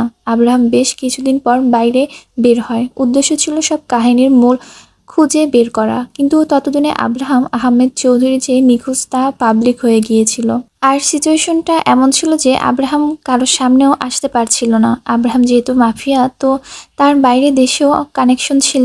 সেখানে আব্রাহাম অনেক চেষ্টা করেছে, কিন্তু হাতে কিছুই আসেনি। অবশেষে আব্রাহাম জানতে পারে যে তাকে মৃত ঘোষণা করে দেওয়া হয়েছে, তাই কোনো কিছুই আর বাকি নেই এখন। তো কারো সামনে যাওয়ার প্রশ্ন আরও আসে না। আব্রাহাম প্রতিদিন বাসার বসে বসে তার মৃত্যুর খবর টিভিতে দেখতে পারত। ব্যাপারটা হাস্যকর। অনেকের সন্দেহ ছিল যে আব্রাহামই এই মৃত্যুর শুধুই সাধারণ, নাকি এটা ছিল মার্ডার। আর সেই দিন রাতে প্রীতি যেভাবে আব্রাহামকে কথাগুলো বলেছিল বা যা যা প্রুফ রেখেছিল, সেগুলো যে কেউ বিশ্বাস করবে? আব্রাহাম যে খুঁজেনি বা তার পক্ষ থেকে কোনো তালাশি করেনি তা নয়, সব করেছে, সব নিজের সাধ্যমতো সব করেছে। এমনও হয়েছে যে কালো হুডি পরে মুখে মাস্ক লাগিয়ে নিজে পুরো পরিচয় হাইড করে তারপর খুঁজেছে, কিন্তু যে প্রমাণগুলো পেয়েছে তার সবই আয়রাতের বিপক্ষেই ছিল, সবই তার বিরুদ্ধেই ছিল। কিন্তু এত কিছুতেও যেন আব্রাহামের মন মানছিল না। তার মস্তিষ্ক বলছিল আয়রাতই তার খুনি, কিন্তু মন বলছিল তার বিপরীত। আয়রাত যদি আব্রাহামকে খুন করেই থাকে, তাহলে এতদিনে এই ভালোবাসা, এত ওয়াদা, এত কিছু সব কি মিথ্যে মিথ্যে ছিল? তাহলে মানুষ এত নিখুঁত অভিনয়টা কি করে করতে পারে? আব্রাহাম দ্বিধায় ছিল, সব কিছু ছিল, কিন্তু তবুও যেন আব্রাহামের মন মানছিল না আয়রাতকে নিজের খুনি হিসেবে সাব্যস্ত করতে। একদিন আব্রাহাম শুনেছে তার অফিসে একটা অংশ নাকি নিলামে উঠেছে। আব্রাহাম নিজ হাতে একার দক্ষতায়, যোগ্যতায় তার এই অফিস, তার এই ডাকনাম, পরিচয় সব বানিয়েছিল। আব্রাহাম ভেবেছিল হয়তো তার জীবনটা এভাবে আস্তে আস্তে আরও বরবাদ হয়ে যাবে, কিন্তু না, এভাবে চলতে থাকে। ধীরে ধীরে দিন যেতে থাকে। আব্রাহাম রাত্রিদের সাথেই ছিল। এদিকে রাত্রির মা আর রাত্রি জানতো যে আব্রাহাম কেমন পার্সোনালিটির ব্যক্তি। আর আব্রাহাম কিন্তু আয়রাত আর তার ব্যাপারে রাত্রিকে কিছুই জানায়নি। থাকতে থাকতে রাত্রির সাথে আব্রাহামের বেশ ভালো বন্ধুত্ব গড়ে ওঠে। আর সেই সুবাদেই তুই তো তুকারি টাকা। একদিন আব্রাহামের অফিসের অনারকে অ্যাওয়ার্ড দেওয়া হয়। আব্রাহাম তখন কপাল কুঁচকায়, তবে পরেই সব ক্লিয়ার হয়। আয়রাত হাল ছাড়েনি, সে নিজে সবকিছু হ্যান্ডেল করেছে। আর সেটাই ছিল আয়রাতের জীবনের প্রথম অ্যাওয়ার্ড। তবে তাতেও আব্রাহাম বেশ বিচলিত হয়, কেননা আয়রাতের অ্যাওয়ার্ড ফাংশনের একদিন আগেই আয়রাত আর কবিরের বিয়ের ফেক খবরটা ঘোষণা করা হয়েছিল। এবার তো আয়রাতের উপর থেকে আব্রাহামের মন একদমই উঠে পড়েছিল। পুরো ভেঙে গিয়েছিল আব্রাহাম যখন সে আয়রাতের বিয়ের খবর শুনে। আয়রাত কিভাবে পারলো আব্রাহামকে ভুলে আরেকজনকে আবার বিয়ে করতে? এটাই ঘুরপাক খাচ্ছিল তার মাথায়। আয়রাত তো আরেকটা বিয়ে করে খুশিই থাকবে, এই ভেবেই আব্রাহাম ছিল। কিন্তু তার পরের দিনই আব্রাহাম তার অফিস থেকে আবার অ্যাওয়ার্ড অ্যানাউন্সমেন্ট শুনে। পরবর্তী আব্রাহাম খোঁজ নিয়ে দেখে আয়রাতের সেই বিয়ের খবর ভুয়া। ব্যাস সেই দিন রাতে আব্রাহাম সিদ্ধান্ত নেয় যে এভাবেই কিছু হবে না, কিচ্ছু না, সব নতুন করে আবার শুরু করতে হবে। আব্রাহাম এবার তার লাইফের সেকেন্ড চয়েসটা প্রফেশন হিসেবেই নেয়, যদিও এটা তার জীবনের ফার্স্ট চয়েস ছিল একটা সময়, রকস্টার। আব্রাহাম নিজের পরিচয় একদম গোপন রাখে, তবে এক্ষেত্রে কিছু মানুষ তার কাজে আসে, অর্থাৎ যারা আব্রাহামের হয়ে ছোটোখাটো কাজ করতো তাদের দ্বারা নিজের সব পুরনো পরিচয় গোপন রেখে বাকি কাজগুলো করে ফেলে।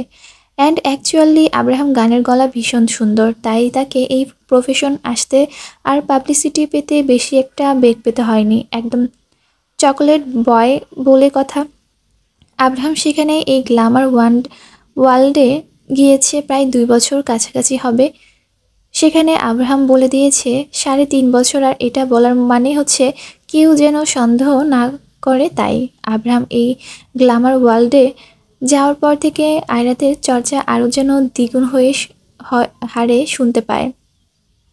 আর যখনই কেউ আয়রাতের প্রশংসায় পুল আব্রাহামের সামনে নিয়ে বসতো, তখন আব্রাহাম এমন একটা ভাব ধরতো যেন সে তাকে চিনেই না।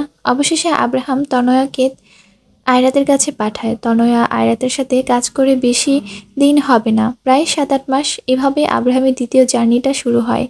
একদম প্রথমবারেই ছক্কা মেরে দেয়। তার ফ্যান ফলোয়ার্স নাম ডাক উঠে আরেক দফা।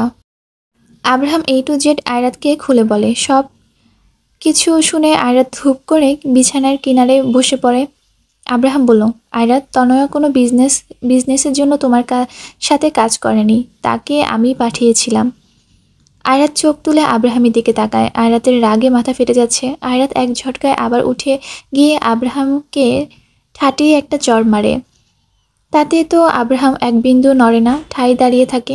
আয়রাত একদম আব্রাহামের কাছে গিয়ে রেগে বলে, উপসংহারে যদি বিচ্ছেদই থাকে তাহলে তার সূচনাটা এত রঙিন কেন? উপসংহার এখনো আসেনি, আর নাই আসবে। আর আসলেও তা হাজারো রং দ্বারা রঙিন হবে। আব্রাহাম আয়রাতকে এখন কিভাবে শান্ত করবে তা জানা নেই। তবে আয়রাত অনেক হার্ট হয়েছে, যদিও আব্রাহামের ক্ষেত্রেও একই। আব্রাহাম বলল, জান পাখি, আপনি জানেন না আব্রাহাম, আমি আপনাকে ছাড়া কি হালে থেকেছি। আমার আমার দম বন্ধ হয়ে আসে। প্লিজ আমাকে আর ভুল বুঝবেন না। আমি ভুল বুঝিনি তোমায়। আমি আমি ভেঙে গিয়েছিলাম পুরো। আপনাকে ছাড়া আমি নিজেকে কল্পনাও করতে পারি না। আমি নিজেকেও এতটা ভালোবাসি না যতটা আপনাকে ভালোবাসি। আমি সবসময় দূরে থেকেছি ভালোবাসা নামক এই জিনিস থেকে, কারণ আমি এতে বিশ্বাস করতাম না, মানতাম না যে ভালোবাসা নামক জিনিস আসলে আছে কি। কিন্তু আমার ধারণাকে ভুল প্রমাণ করে দিয়ে আমার জীবনে আপনি এলেন। ভালোবাসতে আমাকে আপনি শেখালেন, আর সেই আপনিই কিনা আমাকে এভাবে ছেড়ে দূরে চলে গেলেন। আব্রাহাম আয়রাতের দিকে এগিয়ে এসে তার দুই হাতে আয়রাতের গালে ধরে। আমি আছি, ছিলাম, আর সবসময় থাকবো। আয়রাত এবার হু হু করে জোরে শব্দ করে কেঁদে দেয়। কেঁদে কেঁদে নিচে বসে পড়ে। আব্রাহাম তাকে জড়িয়ে ধরে বসে থাকে। আয়রাত প্রথম আব্রাহামকে নিজের কাছ থেকে ছাড়াতে চায় রাগে, কিন্তু আব্রাহাম যেন আয়রাতকে নিজের সাথে আরও শক্ত করে চেপে ধরে রাখে। একটা সময় আয়রাত হাঁপিয়ে যায়, তারপর পা এলিয়ে দিয়ে সেখানেই বসে থাকে। চোখগুলো ফুলে লাল হয়ে গেছে কান্না করতে করতে। সেখানেই আয়রাত বেশ কিছুক্ষণ থেকে আব্রাহামকে এক ঝটকায় নিজের কাছ থেকে ছড়িয়ে এসে পড়ে। আব্রাহাম আয়রাতের নাম ধরে ডাকে, কিন্তু আয়রাত থামে না। সে একদম বাইরে এসে পড়ে। বাইরে এসে দেখে আয়রাতের ড্রাইভার গাড়ি নিয়ে দাঁড়িয়ে আছে। যাক, ভালোই হলো। আয়রাত গিয়ে সোজা গাড়িতে উঠে চলে আসে, আর আব্রাহাম কোমরের দুই হাত রেখে আয়রাতের যাওয়ার দিকে তাকিয়ে থাকে। অভিমানের পাহাড়ের জমে রয়েছে তা আব্রাহাম বেশ ভালোই বুঝতে পারছে, কিন্তু এভাবে থাকলে তো আর চলবে না। রাগ ভাঙাতে হবে, আর তার জন্য আব্রাহামকে আবার আগের ফর্মে ফিরে আসতে হবে। এটা ভেবে আব্রাহাম এক ক্ষীণ দম ত্যাগ করে। তারপর আব্রাহাম নিজেও তার ওই ফ্ল্যাট থেকে এসে পড়ে। আব্রাহাম হয়তো তার এই বাড়িতেও বেশি একটা দিন আর থাকবে না, অর্থাৎ যেই বাড়ির সাথে রাত্রি বা থাকে আর কি। আব্রাহাম গিয়ে সিঁড়ি বেয়ে নিজের রুমে চলে যায়। নিজের উপর থেকে জ্যাকেটটা খুলে শার্টের হাতাগুলো গুটিয়ে নেয়। তখন আব্রাহামের রুমের দরজাতে রাত্রি কড়া নাড়ে। কিরে রাত্রি, বাইরে দাঁড়িয়ে আছিস কেন? আয় ভিতরে আয়। আজ তোকে অনেক খুশি খুশি লাগছে যে, ঘটনা কি? হুম হুম। আব্রাহাম রাত্রিকে বিছানার উপর বসিয়ে দিয়ে সে তার সামনে বসে পড়ে। দেখ, অনেক কিছুই আমি তোকে বলিনি আমার ব্যাপারে, আমার পার্সোনাল লাইফের ব্যাপারে। আমি ম্যারিড রাত্রি। সেই দিন যে মেয়েটা এসেছিল সে আয়রাত, আমার বউ। ওকে তো চিনিসই, ওর জন্যই আমার এত কিছু করা। আর আমার এই আব্রাহাম আহমেদ চৌধুরী থেকে আব্রাহাম আহমেদ চৌধুরী অর্নিল হওয়ার কাহিনী তো তুই জানিসই। অর্নিল শুধুই একটা ছদ্মনাম। আমি আব্রাহাম আহমেদ চৌধুরী, আর ও মিসেস চৌধুরী। রাত্রি বলল, আরে হ্যাঁ, আমি আমি আমি যা জানি। আমার সেদিনই সন্দেহ হয়েছিল তোর উপরে। আর ঠিকই আছে, তোর বউ তোর থেকেও বেশি সুন্দর। আর তুই যে রাফ অ্যান্ড টাফ মনটা, তাতে আয়রা তোর বউ হিসেবে একদমই পারফেক্ট, একেবারে মানাইছে। আব্রাহাম বলল, আর তুই ফ্রেন্ড হিসেবে? রাত্রি আর আব্রাহামের কিছুক্ষণ চুপ করে থাকে। তারপর রাত্রি নিজেই বলে ওঠে, চলে যাবে কি এখান থেকে? হ্যাঁ রে, যেতেই হবে। সেখানে সব ঠিক করতে হবে। আমি আয়রাতকে ছাড়া পারবো না থাকতে। ওকে আমার লাগবে। সেখানে সব আগের মতো করে নিতে হবে। আমি করব। আচ্ছা, তুই একজন ডক্টর, আর রাত জেগে থাকার সাইড ইফেক্টগুলো অবশ্যই বেশ ভালো করেই জানিস। তাহলে ইদানিং কেন এত রাত অবধি জেগে থাকিস বল তো? যা গিয়ে ঘুমা। না মানে, তুই আসতে দেরি করেছিলি তো তাই। এখন তো এসে গেছি, তাই না? এবার তুই যা গিয়ে ঘুমা। Okay, good night. Good night with sweet dreams. রাত্রি সেখান থেকে এসে পড়ে। নিজের রুমে গিয়ে দেখে তার মা বসে আছে। এত রাতে রাত্রি তার মাকে তার রুমে দেখে অবাক। মা, তুমি ঘুমাওনি? এদিকে আয়। রাত্রি তার মায়ের কাছে চলে যায়, সোজা তার মায়ের কোলে মাথা রেখে দিয়ে শুয়ে পড়ে। লাবণী বলল, রাত্রি রে, একটা কথা বলবি? হ্যাঁ বলো না, কি কথা? তুই আব্রাহামকে পছন্দ করিস, তাই না? আব্রাহাম পাগলের মতো করে আয়রাতকে ভালোবাসে, যেন আব্রাহামের জীবনটা আয়রাতের মাঝেই রয়েছে। ও নিজের জান দেখে আয়রাতকে। এদের তো এত ভালোবাসার মাঝে সেখানে আমার একতরফা ভালোবাসাটা একেবারে ঠুকনো মা। আমি কখনো বলবো না আব্রাহামকে যে আমি ওকে ভালোবেসে ফেলেছিলাম, এমনকি এখনো বাসি। শোন, একতরফা জিনিসটা খুব বেশি খারাপ, সেটা বন্ধুত্বই হোক বা ভালোবাসা। মা, মাথায় হাত বুলিয়ে দাও না, ঘুম দরকার আমার। লাবণী রাত্রির মাথায় হাত বুলিয়ে দেয় আর রাত্রি ঘুমিয়ে পড়ে। ওইদিকে আয়রাত সোজা নিজের বাড়িতে গিয়ে কাউকে কিছু না বলেই রুমে চলে যায়, কাঁদতে কাঁদতে ঘুমিয়ে পড়ে। কিন্তু আব্রাহাম তো ঘুম নেই, আয়রাতকে ফোনের উপর ফোন করে যাচ্ছে কিন্তু সুইচ অফ দেখাচ্ছে। আব্রাহাম বুঝলো যে এভাবে কাজ হবে না, আবার উল্টো পথ বেছে নিতে হবে। বাঘিনী রেগে গেলে শুধু বাঘ কেন, বাঘের পুরো 14 গোষ্ঠী উদ্ধার করে ফেলবে। এমনিতেই ব্যাপার হাতের বাইরে চলে গিয়েছে, আর যেতে দেওয়া যাবে না, তার আগেই আয়াতকে সামলাতে হবে। শুরু হয়ে গেল আবার আগের কাহিনী। আগামীকাল থেকে আব্রাহামের সাইকোগিরি আবার শুরু। পরের দিন সকালে হতে না হতে আব্রাহাম বের হয়ে পড়ে গাড়ি নিয়ে সোজা আয়রাতের বাসার উদ্দেশ্যে। আব্রাহাম বাড়ির বাইরে গাড়ি থামায়, গার্ডরা গেট খুলে দিলে তারপর ভেতরে চলে যায়। তবে কেন যেন আব্রাহামের একটু অস্থির অস্থির লাগছে। অ্যাক্সিডেন্টের পর সে এই প্রথম আবার নিজের বাসায় যাচ্ছে। আব্রাহামের দাদি তো অবশ্যই ভেতরে আছে, না জানি আব্রাহামকে দেখে কেমন রিয়েকশন দেয়। যাই হোক, আব্রাহাম সব চিন্তা বাদ দিয়ে বাড়ির একদম ভেতরে চলে যায়। আর আব্রাহামে যেতে ইলার সাথে তার একদম মুখোমুখি হয়ে যায়। ইলা তো স্তব্ধ হয়ে দাঁড়িয়ে আছে, অবাক লাগা নয়নে আব্রাহামের দিকে তাকিয়ে আছে। ইলার হাতের মেডিসিন বক্স ছিল, তার ধিরিম করে হাত থেকে নিচে পড়ে যায়। ইলা হু হু করে কেঁদে দিয়ে ছুটে আব্রাহামের কাছে এসে তাকে জড়িয়ে ধরে। আব্রাহামের কপালে গালে হাজারো চুমু দিচ্ছে আর তাকে জড়িয়ে ধরে রেখেছে। আব্রাহাম নিজেও কিছুটা ঝুঁকে তার দাদিকে জড়িয়ে ধরে আছে। আসলে দাদি নানিরা হয় এমন, তাদের কাছে যেন তাদের সন্তানের থেকেও তাদের নাতি নাতনির কদরটা অনেক বড়। তাদের উপর দাদি নানিদের একটা আলাদা টান থাকে, একটা আলাদা মায়া থাকে।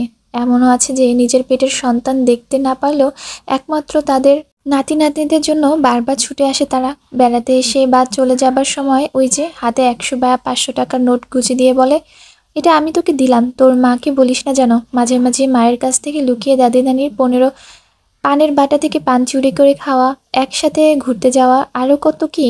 এগুলো যেন দাদি নানিদের আদরের এক অন্যতম অংশ। ইলা আব্রাহামকে বেশ সময় জড়িয়ে ধরে, তবে আব্রাহাম বুঝলো যে বেশি কান্নাকাটি করলে শরীর খারাপ হয়ে যাবে। তাই আব্রাহাম ইলাকে আস্ত করে নিজের থেকে সরিয়ে নিয়ে চোখের পানিগুলো মুছে দেয়। আব্রাহাম ইলার বয়সের চাপে কুঁচকে যাওয়া চামড়ায় হাতগুলো নিয়ে তাতে চুমো এঁকে দেয়। ইলা বলল, কোথায় ছিলে এতগুলো দিন সোনা? জানিস কত খুঁজেছি তোকে, কত কেঁদেছি, নামাজে বসে কতই না আল্লাহর কাছে দোয়া করেছি তোর জন্য। আমি জানতাম যে তুই একদিন না একদিন আমাদের কাছে ফিরেই আসবি। আব্রাহাম বলল, এই তো এসে গেছি তো। আমি যেমন তেমন আয়রাতটা তো মরেই গিয়েছিল। তোর ভাগ্য যে আয়রাতের মতো মেয়েকে জীবনে পেয়েছিস, আর ওর ভাগ্য যে ও আমার মতো জামাই পেয়েছে। ইলা কান্না অবস্থাতেই ফিক করে হেসে দেয়। তখনই আব্রাহাম খেয়াল করে যে দরজার এক কোণায় রনির হাতে একটা পুতুল নিয়ে দাঁড়িয়ে আছে, মুখে কেমন এক মায়া মায়া ভাব। আব্রাহামের হঠাৎ নিজের ছোটবেলার কথা মনে পড়ে গেল। সেই ঠিক এইভাবেই দরজায় আড়ালে লুকিয়ে লুকিয়ে তার বাবার দ্বিতীয় সুখী সংসার দেখেছে, কিন্তু সেদিন কেউ তাকে কাছে টেনে নেওয়ার মতো ছিল না। আব্রাহাম হেঁটে গিয়ে রনিদের কিছুটা কাছে চলে যায়, তারপর নিচে এক হাঁটু ভাঁজ করে রনিদের দিকে তার 2 হাত কিছুটা মেলে ধরে। রনির একগাল হেসে দিয়ে দৌড়ে আব্রাহামের কাছে এসে পড়ে। আব্রাহামও তাকে জড়িয়ে ধরে কোলে তুলে নেয়, কষে গালে একটা চুমু এঁকে দেয়। বাব্বা, কিরে বেটা, বড় হয়ে গেছিস তো? তোমার মতো তো হইনি। আরে না রে ভাই, আমার মতো হোস না, জীবনের শেষ। আর তার উপর যদি তোর বোনের ক্যাটাগরির মেয়ে কপালে পড়ে তাহলে নাও ঠেলা, কোথায় নাই। হি, তাই বুঝি? দাঁতগুলো শেষ করেছিস চকলেট খেতে খেতে? ক্যাভিটিস। আচ্ছা শোনো, রনিত বলল। বল। তুমি কি আবার চলে যাবে? না তো, একদম না। হ্যাঁ সত্যি? এভাবেই সময়টুকু যায়। না রনিত আর নাই বা ইলা কেউ যেন আব্রাহামকে ছাড়ার নাম অবধি নিচ্ছে না। আব্রাহাম সারা বাড়িতে চোখ বুলাচ্ছে, কিন্তু যাকে খুঁজছে তাকে কোথাও পাচ্ছে না। বউকে খুঁজছিস বুঝি? হ্যাঁ, কই বউ কই আমার? ওরে ছেলে, এখন তো অনেক সকাল, আয়রাত ঘুমাচ্ছে নাকি? না, আয়রাত বাসায় নেই। মানে? ও জিমে গিয়েছে, সাথে তনয়া হয়তো আছে। আমাকে শুধু দাদি চাই এই কথা বলে হাতে ওয়াটার পটটা নিয়ে বেরিয়ে গেল। ও আচ্ছা, এখন কি? আমিও যাব, মানে জিম করতে না, তবে ওর কাছে। আয়রাত এসে পড়বে তো, আর বেশি সময় হয়তো থাকবে না। তবুও যাই। আচ্ছা। আব্রাহাম বাড়ি থেকে আবার বের হয়ে পড়ে। অন্যদিকে আয়রাত মুখ এক এক কোঠার ভাব এনে ট্রেডমিলের উপর দৌড়িয়ে যাচ্ছে। কপালের সাইডে বুক দিয়ে ঘাড় পিঠ দিয়ে ঘাম ঝরে যাচ্ছে।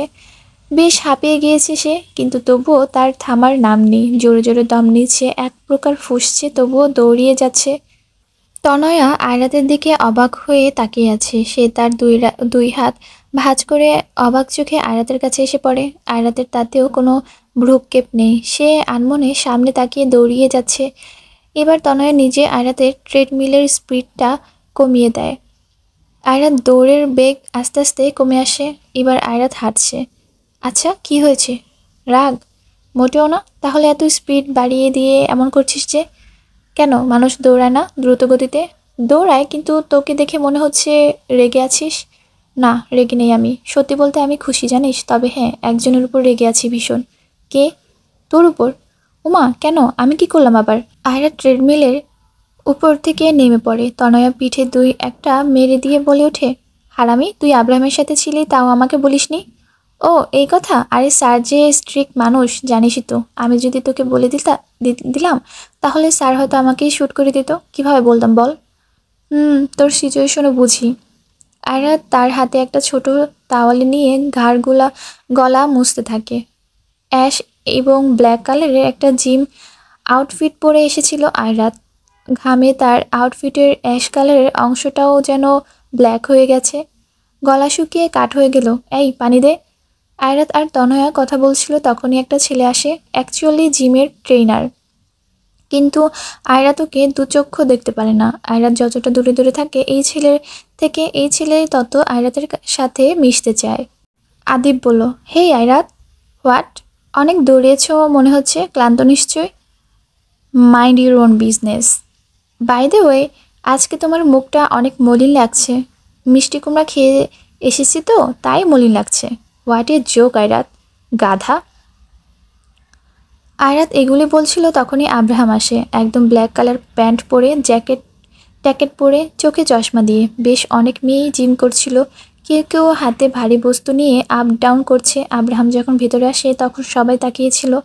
একটা মেয়ের হাত থেকে তো সোজা ভারী ডাম্বেলটা নিচে পড়ে যায় আব্রাহামকে দেখতে গিয়ে। তবে আব্রাহাম এসেই দেখে আদিব আয়রাতের সাথে ফ্লর্ট করার ট্রাই করছে। তনয়া দেখে আব্রাহাম দুই হাত ভাঁজ করে সুরো চোখে তাকিয়ে আছে। একবার আব্রাহাম রেগে গেলে শেষ। তনয়া আয়রাতকে ইশারা করে। আয়রাত সেখান থেকে চলে আসে বিরক্তি একটা ভাব নিয়ে। আদিব বলল, যা বাবা, চলে গেল? আব্রাহাম বলল, না না, সে তো তোমার কাছে থাকার জন্য এখানে এসেছে, তাই না? আদিব পিছনে ঘুরে তাকায়। আব্রাহাম স্যার, আপনি? বউ হয় আমার। Just say away from her, do you get that? জি স্যার। আদিব দ্রুত চলে যায়। আবার আব্রাহাম আয়রাতের কাছে যায়। আয়রাতের বাহু ধরে দেয় এক টান। আয়রাত পানি খাচ্ছিল, এভাবে টান দেওয়াতে পানি পড়ে যায়। What the hell? আব্রাহাম আয়রাতের বাহু ধরে চেপে নিজের বেশ কাছে এনে রেগে বলে ওঠে, কসম লাগে খোদার, যদি কোনো পোলা তোর দিকে তাকায়, আমি ওর জান নিয়ে আনিমো। রাগে লাল হয়ে যায় আব্রাহাম। তো যান না, নিন যান। আপনার দিকে যে এত মেয়েরা ড্যাব ড্যাব করে তাকিয়েছিল, আমি কি কিছু বলেছি নাকি? কিন্তু আমি তো তোমার দিকে তাকাই শুধু। তো আমিও তো আপনার দিকে। হ্যাঁ, কি আবার আবার বলো না, মানে কি বলো কি? আমাকে কথার ফাঁদে ফেলা বন্ধ করুন। চলো। কোথায়? জিমে কি সারাদিন থাকবে নাকি? টাইমস আপ, চলো। আয়াত নিজের উপর জ্যাকেটটা জড়িয়ে নেয়। তারপর আব্রাহামের সাথে গাড়িতে করে চলে যায়। তবে আব্রাহাম আয়রাতকে বাড়ির সামনে নামিয়ে দিয়ে এসে নিজে তার গাড়িতে চলে যায়, যেখানে রাত্রিরাও থাকে। আজ হয়তো আব্রাহাম সেখান থেকে চলে আসবে। আব্রাহাম সেখানে গিয়ে নিজের সব প্যাকিং শুরু করে দেয়। ঘণ্টাখানিক পর আব্রাহাম তার রুম থেকে বের হয়ে হলরুমে আসে। রাত্রির মা লাবণীর সাথে আব্রাহাম অনেক কথা বলে। একটা সময় আব্রাহাম বাড়ির বাইরে বের হয়ে পড়ে। আব্রাহাম খেয়াল করলে করলো যে রাত্রি অনেক বেশি চুপচাপ। আব্রাহাম তার গার্ডকে দিয়ে নিজের সব লাগেজগুলো গাড়ির দিকে ডিকিতে তুলে ফেলে। তারপর সে নিজে রাত্রির দিকে এগিয়ে আসে। রাত্রি রাত্রি ডাক শুনে বাড়ির গেটের পাশে এসে দাঁড়ায়। মন খারাপ? একদম না। আমাকে মিস করবি তুই? একদম না। সত্যি? আব্রাহাম রাত্রির দিকে এমনভাবে তাকিয়ে আছে যেন সেই চোখে যে কেউ তাকালে মায়ায় পড়ে যাবে। রাত্রি রাত্রি তার চোখ তুলে আব্রাহামের দিকে তাকায়, বলে, অনেক মিস করব। শোন। হুম। আব্রাহাম রাতের দিকে কয়েক কদম এগিয়ে আসে। আমার থেকে 1000 গুণ ভালো ছেলে পাবি তুই, যে তোকে ভালোবাসবে আর আগলেও রাখবে। রাত্রি অবাক হয়ে আব্রাহামের দিকে তাকায়। না মানে আমি জানি সব। একজনের মন কখনো কিভাবে আরেকজনের উপর এসে পড়ে তা জানানি কারোরই। আর আমি সত্যি বলতে এতটাও ভালো একজন না। দেখিস তুই তোর লাইফে এমন একজনকে পাবি যে কিনা তোকে নিজের নয়নের মণি বানিয়ে রাখবে, তোকে অনেক ভালোবাসবে। আর তুইও। হুম। এখানে মাঝে মাঝে আসবি তো? হ্যাঁ, অবশ্যই। আয়রাতকে নিয়ে আসিস। আমার জাস্ট এক কথায় ওকে অনেক ভালো লাগে। হ্যাঁ, আমি বুঝি মাসে কয়দিন হয় আর বছরে কয়দিন। এই ওই তোর জন্য ঠিক আছে। আচ্ছা, আমি যাই। তুই নিজের খেয়াল রাখিস, হ্যাঁ? আর আন্টিকেও দেখে রাখবি। আর হ্যাঁ, যাই হোক, যে কোনো সময় হোক, যা কিছু হোক না কেন, সবার আগে আমাকে ডাকবি, ওকে? কোনো প্রবলেম হলে আমাকে আগে ডাকবি। হ্যাঁ, অবশ্যই। তোকে জ্বালানো ছাড়ছি না। ওকে, আমি যাই তাহলে। যাই বলতে নেই, বল আমি আসি। ও, আমি আসি। আল্লাহ হাফেজ। হ্যাঁ, আল্লাহ হাফেজ। আব্রাহাম রাত্রির দিকে এক নজর তাকিয়ে এসে পড়ে। রাত্রিও আব্রাহামের চলে গেলে বাড়ির ভেতরে এসে পড়ে। বেশ কিছু সময় পর আব্রাহাম তার নিজ বাড়িতে এসে পড়ে। এখন সব ঠিক, সবকিছু একদম আগের মতো। আব্রাহাম, আয়রাত, দাদি আর রনিত, একটা ছোট্ট হ্যাপি ফ্যামিলি। আব্রাহাম সিঁড়ি বেয়ে নিজের রুমে চলে যায়। তবে রুমে গিয়ে আব্রাহাম অবাক। একটা সুতো অবধি নড়েনি রুমের। বেশ বছর আগেও যেমন ছিল এখনও ঠিক তাই। শুধু রুমের দেওয়ালগুলোতে আব্রাহাম আয়রাতের আরও বেশ কিছু ছবি যুক্ত হয়েছে। আব্রাহামের চোখে আয়রাতের একটি ছবি বাঁধে। সেখানে শুধু আয়রাত একাই দাঁড়িয়ে আছে। লাল সাদা কালারের হাজারো বেলুনের মাঝে আয়রাত একটা সাদা গোল জামা পরে দুই হাতে দুইটা বেলুন নিয়ে একগাল হেসে বসে আছে। আব্রাহাম দেওয়ালে এক হাত রেখে আয়রাতের সেই ছবিটা দিকে ঝুঁকে পড়ে কিছুটা। ডান হাত দিয়ে ছবিটা থাকা আয়রাতের উপর হাত বুলিয়ে দেয়। তখনই ওয়াশরুম থেকে শাওয়ারের আওয়াজ আসে, অর্থাৎ ঝরে যাওয়া পানির শব্দ। আব্রাহাম তার ঘাড় ঘুরিয়ে সেদিকেই তাকায়।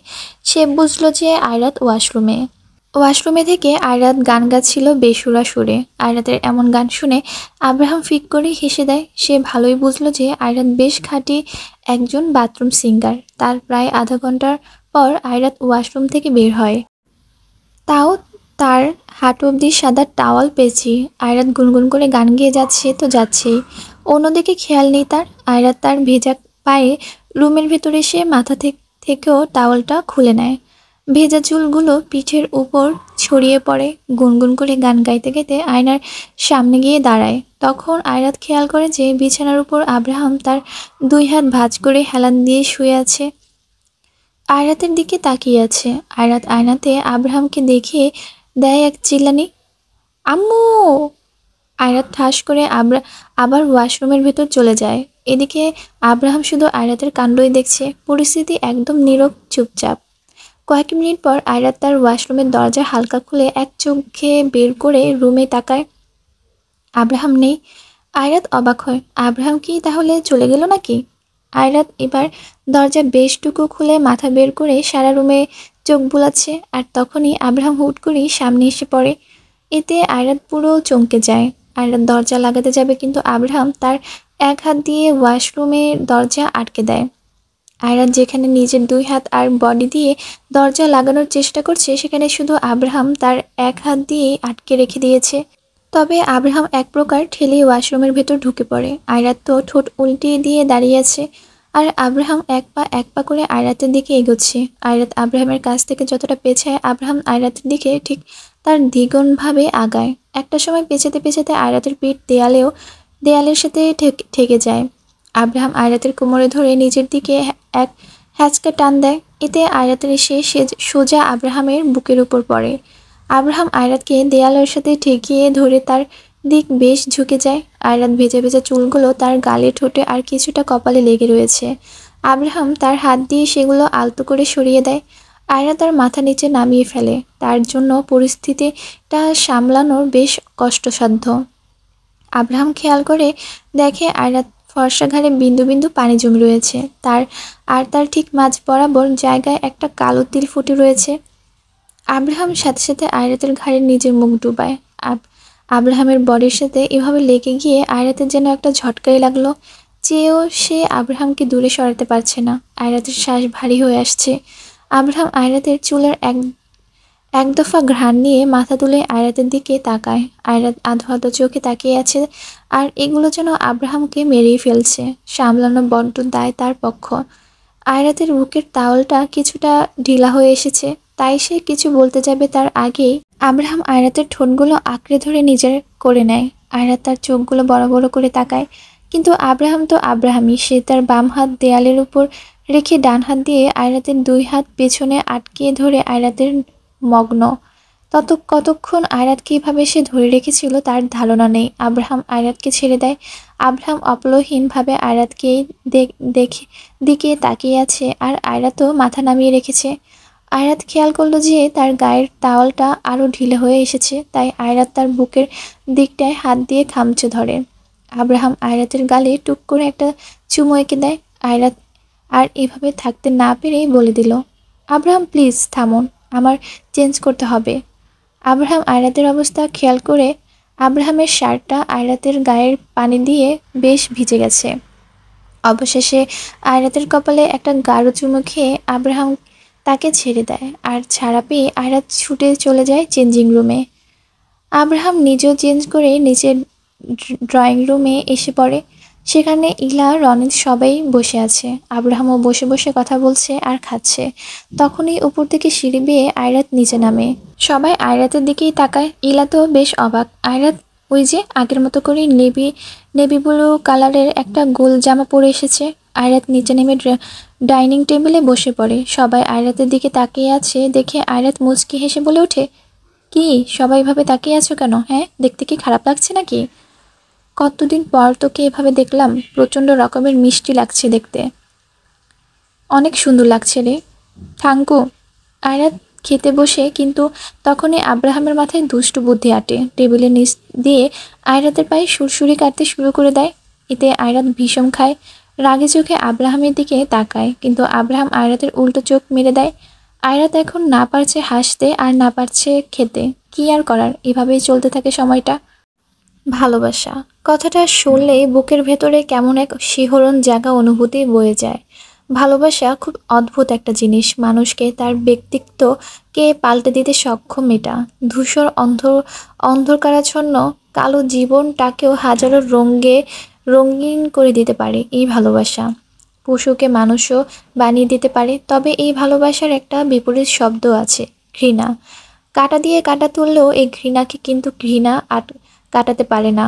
এই ঘৃণার জন্য দরকার পড়ে ভালোবাসার। অন্ধকারকে অন্ধকার না, একমাত্র আলোই দূর করে আলোকিত করে দিতে পারে। পাখিদের কিচিরমিচির আর হালকা রোদের আলো এসে যেন আয়রাতের ঘুম ভাঙাতে বড্ড ব্যস্ত হয়ে পড়েছে।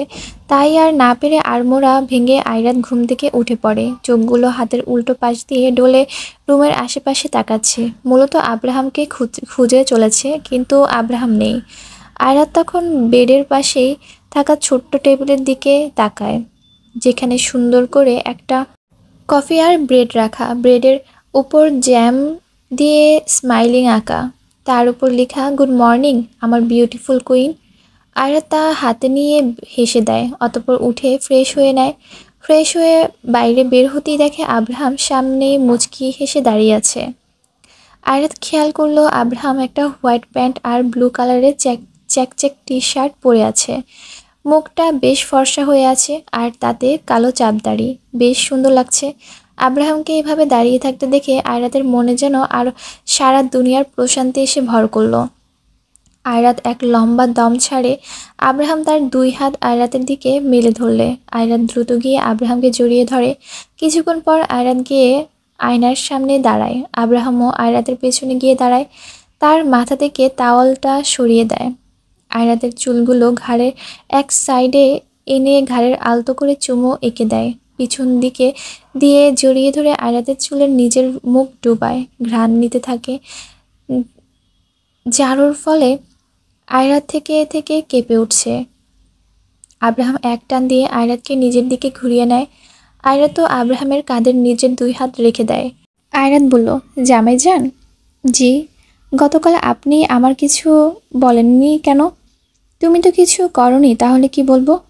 কাল আমি কিছুটা শর্ট কাপড় পরেছিলাম, মানে দেখা তেমন কিছুই যায়নি, বাট অত্যধিক স্মার্ট ছিল। কিছু বলেননি কেন? লিসেন, প্রথমত ভালোবাসা মানে সম্মান করা, আমার ভালোবাসার মানুষটার ইচ্ছে বা মতামতের প্রাধান্য দেওয়া। আর আমি তোমার ইচ্ছের কখনোই অসম্মান করি না আমার জান। তুমি কি পারবে, কি কি পড়বে, কি খাবে, কোথায় যাবে সেটা তোমার ইচ্ছা। আর হ্যাঁ, আমি জানি তুমি ভুল বা খারাপ কিছু কখনোই করবে না, কখনোই না। ভালোবাসা মানে মুক্তি দেওয়া, এনাফ স্বাধীনতা দেওয়া, কারো ইচ্ছেকে নিজের ইচ্ছে দিয়ে চালিয়ে তার খুশিকে কেড়ে নেওয়া নয়। আমি তোমাকে ভালোবাসি, তোমার সব কিছুকেও ভালোবাসি। আর আমি জানি যে তুমি কেমন ড্রেস আপ পরো। আমি তোমাকে শুধু একটা বিষয়ে জোর করতে পারি, একটা বিষয়ের উপর নিজের সব সাইকোগিরি পাগলামি দেখাতে পারি, তা হচ্ছে তোমার ভালোবাসা। বেবি গার্ল, দুনিয়া উল্টে গেলেও তোমাকে এই আব্রাহামের কাছেই থাকতে হবে, আর এই আমাকেই ভালোবাসতে হবে। আয়রাত বলল, সত্যি বলতে আমি আপনার রিয়েকশন দেখার জন্যই পড়েছিলাম। আমি একবার রিয়েকশন দেখানো শুরু করলে তুমি সামলে নিতে পারবে তো? চুপ করুন তো। আয়রাত আব্রাহামের কাছ থেকে চলে যেতে ধরেও আবার ঘুরে তার কাছেই আসে। আব্রাহাম, আমাদের কি কথা ছিল আজ? কি? কি? ও সরি সরি, বিয়ে করব তো? এই তো আমার লক্ষ্মী জামাই যান। সিরিয়াসলি বিয়ে করব? ওকে ফাইন, না করলেন। আপনার জন্য হাজারো ছেলের আমার জন্য হাজারো ছেলের লাইন ধরে আছে, আমি গেলাম। এই শুনো, রিভলভার অর্ধেক গুলি যাবে তোমার এখানে মাথার আঙ্গুল দিয়ে, আর অর্ধেক যাবে এখানে পেটের মাঝ বরাবর হাত দিয়ে, বলল আব্রাহাম। থাক, বিয়ে করব না। না না বেবি গার্ল, এখন তো এটা বললে হবে না, এখন তো বিয়ে করতেই হবে। মাস্ট। দাঁড়াও, বিয়ের সানাই বাজাচ্ছি। আরে কিন্তু আব্রাহাম। আব্রাহাম সিটি বাজাতে বাজাতে রুম থেকে বের হয়ে গেল, আর আয়রাত মুখটাকে বাংলার 5 বানিয়ে রেখে দিয়েছে। আর অন্যদিকে আব্রাহাম এতক্ষণ সব কিছু মজার ছলে নিলেও এখন যেন বেশ সিরিয়াসলি হয়ে গেছে। সে ইলাকেও বলে দিয়েছে যে 2 জামাই বউ এর আবারও বিয়ের পিঁড়িতে বসার শখ জেগেছে। ইলা বেশ খুশি হয় শুনে। যাক, সব কিছু আবার নতুন করেই শুরু। আহ, ভাবতেই এক আলাদা ভালো লাগা কাজ করে নিজের মাঝে। আব্রাহাম নিজে, দিয়া, অয়ন, রোহিত, আরশি, কৌশল, অবনী, তনয়া, রোদেলা, রাশেদ, আহসান সবাইকেই ডাকে। বিয়েটা ঘরোয়াভাবেই হবে এবার, শুধু ঘরের মানুষজন, তবে জাঁকজমক প্রচুর। অবশেষে অনেক আয়োজন করা হয়, তবে মেয়েরা সবাই বাহানা ধরলো যে মেহেদি পড়বে, তাই মেয়েরা সবাই হলরুমেই ছিল আর ছেলেরা সবাই ছাদে আড্ডা দিচ্ছিল। আয়রাতের হাতে জিনা মেহেদি পড়াতে যাবে তখনই আব্রাহামের আগমন। Hey wait! সবার নজর সামনে আব্রাহামের দিকে। আব্রাহাম এগিয়ে আসে, আয়রাতের নিজেও ড্যাব ড্যাব করে তাকিয়ে আছে। আয়রাতের হাতে সবার আগে আমি মেহেদি লাগাবো, এই যে কন্যা।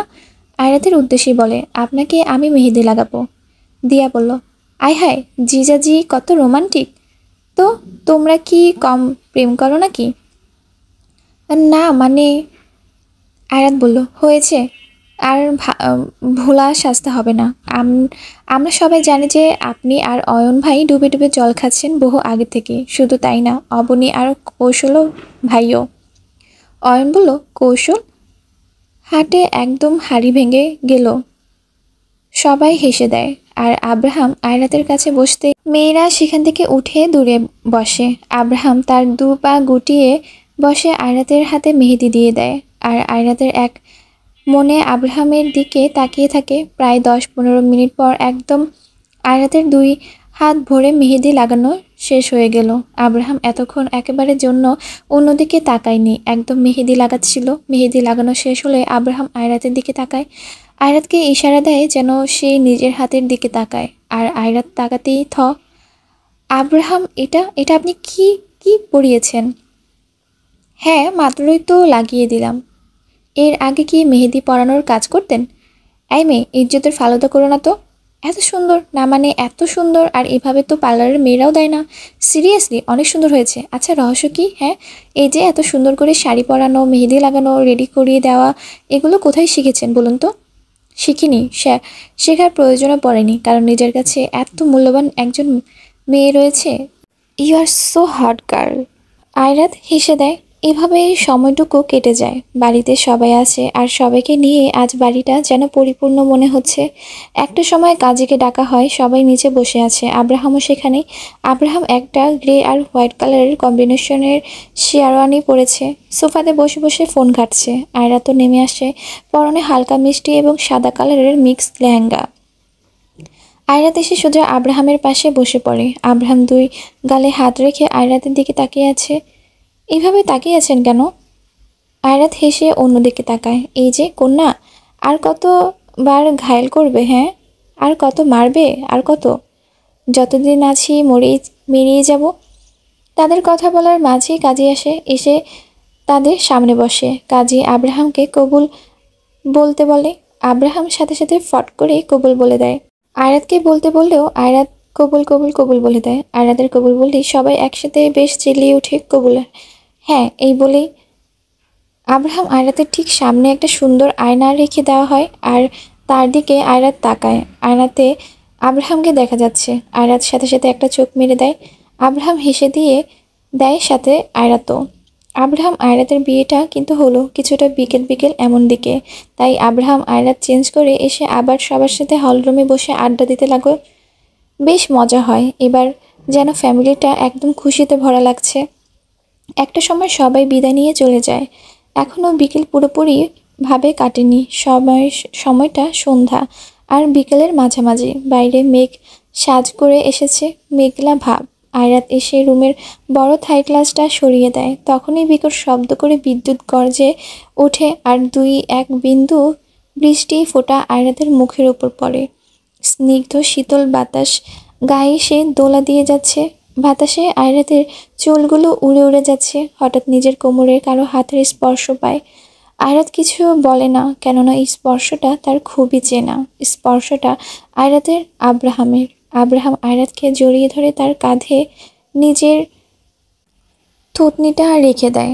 অমনি বাইরে ঝিরিঝিরি শব্দে বৃষ্টি নেমে পড়ে। আয়রাত বলল, পরিবেশটা ভারী সুন্দর না? আমার কাছে কি আর ওগুলো দেখার টাইম আছে তোমাকে রেখে? বাব্বা! আব্রাহাম খানিক আয়রাতকে ছেড়ে দিয়ে দূরে পড়ে। তারপর আবার আয়রাতের কাছে গিয়ে দিকে দিকে একটা গরম চায়ের কাপ এগিয়ে দেয়।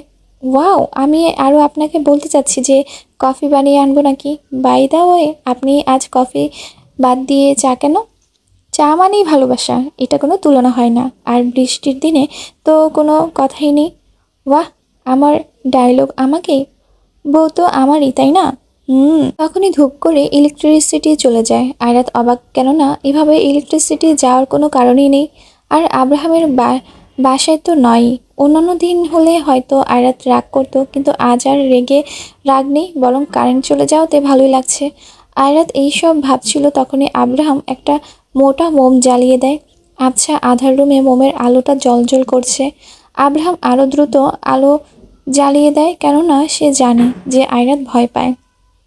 আয়রাত ঘুরে আব্রাহামের দিকে তাকায়। আয়রাত গিয়ে আস্তে করে আব্রাহামের দিকে এগিয়ে যায়। বাইরে থেকে একদম বাতাস এসে মোমবাতিকে নিভিয়ে দিতে চাইলে আব্রাহাম এক পাশ দিয়ে হাত দিয়ে আগলে ধরে। তারই আরেক পাশ আয়রাত ধরে। দুজনের হাতের আড়ালে যেন বাতিটা আরও স্পষ্টভাবে জ্বলে ওঠে। আব্রাহাম আয়রাতের দিকে তাকিয়ে দেখে আয়রাত এক নয়নে আলোর দিকেই তাকিয়ে আছে। মোমের আলোতে আয়রাতের মুখখানা যেন আরও আকর্ষণীয় হয়ে উঠেছে। অপরূপ লাগছে আয়রাতকে। মুখের যে এক মাধুর্যতা রয়েছে তা ফুটে উঠেছে। আয়রাত আব্রাহামের দিকে তাকায়, তখনই আরও একবার মেঘ জোরে ডেকে ওঠে। আব্রাহাম মোমটাকে কিছুটা দূরে সরিয়ে রেখে এসে পড়ে। নিজের গিটারটা নিয়ে সোজা করিডোরে চলে যায়। এখানে পরিবেশটা আরও গাঢ়ভাবে মন কেড়ে নেওয়ার মতো। বৃষ্টি ছিটেফোঁটা এসে হালকা ভেজা ভেজা ভাব। আবছা অন্ধকার, তার মাঝে বিদ্যুৎ চমকের আলো। পরিবেশটা দুর্দান্ত। আব্রাহাম গিয়ে করিডোরের থাই গ্লাসটা সরিয়ে দিয়ে তার পাশেই বসে পড়ে গিটার নিয়ে। জান পাখি, এদিকে এসো। আয়রাত আব্রাহামের কাছে চলে যায়। আব্রাহাম আয়রাতের হাত ধরে টেনে নিয়ে নিজের সামনে বসিয়ে দেয়, অর্থাৎ আয়রাতের পিঠটা আব্রাহামের বুকের সাথে লেগে আছে। আব্রাহাম তার গিটারটা আয়রাতের কাছে দিয়ে আয়রাতের পেছন দিয়ে গিটারটা ধরে, অর্থাৎ আয়রাতকে সাথে নিয়ে সে গিটারের সুর সুর তুলছে। নিজের বাম হাতটা আয়রাতের হাতের উপর রেখে দেয় আর নিজের মুখটা আয়রাতের ঘাড়ে। আয়রাতের হাতের উপর নিজের হাতটা দিয়ে গিটারের সুর তুলে আব্রাহাম। গান শেষ হতে আব্রাহাম গিটারটা রেখে দিয়ে আয়রাতকে নিজের দুই হাত দিয়ে পিছন থেকে একেবারে আষ্টেপৃষ্ঠে জড়িয়ে ধরে। আয়রাত খিলখিল করে হেসে দেয়। এভাবে কিছুক্ষণ বসে থেকে আয়রাত খেয়াল করে দেখে যে রাত হয়ে গেছে। তখন ইলেকট্রিসিটিও এসে পড়ে। আয়রাত হুট করে আব্রাহামের দিকে ঘুরে বলে ওঠে, আব্রাহাম, আজ না আমাদের বিয়ের রাত? ও হ্যাঁ হ্যাঁ, আজ তো বাসর রাত। হ্যাঁ, ওয়েট, কোথায় যাচ্ছেন? আসছি, জাস্ট গিভ মি 2 মিনিটস। এই বলেই আব্রাহাম চলে গেল আর আয়রাত বসে রইল সেখানে। আব্রাহাম গিয়ে সবার আগে তার কালেকশন যেসব অ্যালকোহল বোতল ছিল, যা সব ছিল, সব এক এক করে সরিয়ে ফেলে, কারণ আয়রাত তাদের প্রথমবারের বিয়ের রাতে যা করেছিল, ইয়াল্লাহ, আব্রাহাম তা পুনরায় দেখতে চায় না। ঘাট হয়েছে আর তার আর না, বউয়ের এমন রূপ আর দেখতে চায় না। কিছুক্ষণ পর আব্রাহাম এসে পড়ে। কোথায় গিয়েছিলেন? খুব বেশি ইম্পর্ট্যান্ট কাজ করতে। এমন কি ইম্পর্ট্যান্ট কাজ? তা তোমার না জানলেও চলবে। আচ্ছা শুনুন, আমার কিছু দেওয়ার আছে আপনাকে। তো দাও, এই ধরুন। আয়রাত আব্রাহামের হাতে একটা লম্বা চওড়া কাগজ দিয়ে দেয়। আব্রাহাম কাগজটা মেলতেই তা গড়িয়ে নিচে পড়ে যায়। মানে আয়রাত তাকে এমন বড় একটা কাগজ দিয়েছে যে বলার বাহিরে। বাজারের লিস্টও হয়তো এত বড় হয় না। এটা কি? পড়ে দেখুন, পড়ে দেখুন। আব্রাহাম সবার উপরে দিয়ে লেখা কন্ডিশন, অর্থাৎ শর্ত। আয়রাত বলল, হ্যাঁ, এগুলো আমার কিছু আবদার যা আপনাকে পূরণ করতেই হবে। আব্রাহাম পড়তে শুরু করে দেয়। তো আয়রাতের শর্ত হচ্ছে: 1, সকালে প্রতিদিন মর্নিং কিস দিতে হবে। 2, ব্রেকফাস্ট আব্রাহাম আয়রাত একই প্লেটে খাবে। 3, অফিসে বা কনসার্টে যেখানেই যাক আয়রাতকে আদর করে তারপর যেতে হবে। 4, দিনে কমপক্ষে 7-8 বার ফোন করতে হবে। 5, বাসায় আসার সময় হাতে অবশ্যই চকলেট আর ফুল থাকতে হবে, তাও এতগুলো। 6, যথেষ্ট সময় দিতে হবে। 7, হুটহাট করে ঘুরতে নিয়ে যেতে হবে, তা বাইকে হোক বা গাড়িতে হোক বা হোল্ড তোলা রিকশায়। 8, মাঝে মাঝে এই বৃষ্টি ভেজা দিনে তারা দুজন মিলে বৃষ্টি বিলাস করবে আর তার সঙ্গী হয়ে উঠবে গরম ধোয়া উঠানো চা। 9, 1 সপ্তাহের কমপক্ষে 2 বার লাল গোলাপ বা বেলি ফুল দিয়ে সিরিয়াসভাবে প্রপোজ করতে হবে। 10, তার চাচি চাচুর কবর দেখাতে নিয়ে যেতে হবে। 11, বেশিরভাগ সময় আয়রাতের সাথে চিপতে থাকতে হবে, লাইক আঠা। 12, আয়রাত যা যা খেতে চায় সব দিতে হবে, কোনো রক টক করবে না। 13, আয়রাতের মুড অফ থাকলে অবশ্যই গান গেয়ে তা ঠিক করতে হবে। 14, তারা হবে আনকমন কাপল, অ্যালকোহল বা সিগারেট সব একসাথেই খাবে, মানে ভাবতেই অবাক লাগে আর হাসিও পায়। জামাই বউ নাকি একসাথে এগুলো খাবে, বাট খাবে। 15, ম্যাচিং শাড়ি পাঞ্জাবি পরে ঘুরতে বের হতে হবে। 16, তারা অনেক ক্যান্ডেল করবে, পিলো ফাইট, একসাথে বসে পপকর্ন খাওয়া আর কার্টুন দেখা সব। 17, আয়রাতকে রেডি করিয়ে দিতে হবে। 18, তারা প্রেম করবে, লাইক গার্লফ্রেন্ড অ্যান্ড বয়ফ্রেন্ডের মতো। 19, কোনো কাজ করার না থাকলে রুমের দরজা জানালা সব লক করে ধুমিয়ে গান ছেড়ে নাচবে। 20, মাঝে মাঝে তার পছন্দের ফুলের গাজরা এনে মাথার পেছনে গুঁজে দিতে হবে। 21, আয়রাতের কপালে চুমু দিতে হবে বেশি বেশি। 22, তাকে অনেক অনেক অনেক অনেক অনেক অনেক অনেক বেশি থেকে অনেক বেশি ভালোবাসতে হবে। শেষ হলো আয়রাতের কন্ডিশন। এগুলো পড়ে আব্রাহাম লাইক, এগুলো তোমার কন্ডিশন ছিল? আবার জিগায়, তবে আরও একটা আছে। কি? এত বেশি হ্যান্ডসাম হওয়া চলবে না, নয়তো সবাই তাকিয়ে থাকে। আব্রাহাম লেটারটা রেখে দিয়ে আয়রাতের হাত ধরে হেঁচকা টান দিয়ে নিজের কাছে আনে। নিজের 2 হাত আয়রাতের কোমরে পেঁচিয়ে বলে ওঠে, এগুলো আমাকে না বললেও আমি নিজেই করতাম, মানে এগুলো আবার বলতে হয়? ওই যে তুমি যেভাবে বলো। আবার জিগায়, আমিও এর থেকে বেশিই করব। চলো একটা গেম খেলি। কি? Truth and dare? হ্যাঁ, ওকে, ট্রুথ নিলে তো সত্যি আর ডিয়ার কি হবে? নিজেকে শ্যুট করতে হবে। Are you kidding with me Abraham? কেন বাসরাতে বউ মাতলামি করতে পারলে জামাই ডিয়ার দিতে পারে না? ও আচ্ছা আচ্ছা, এই কথা, ওকে ফাইন।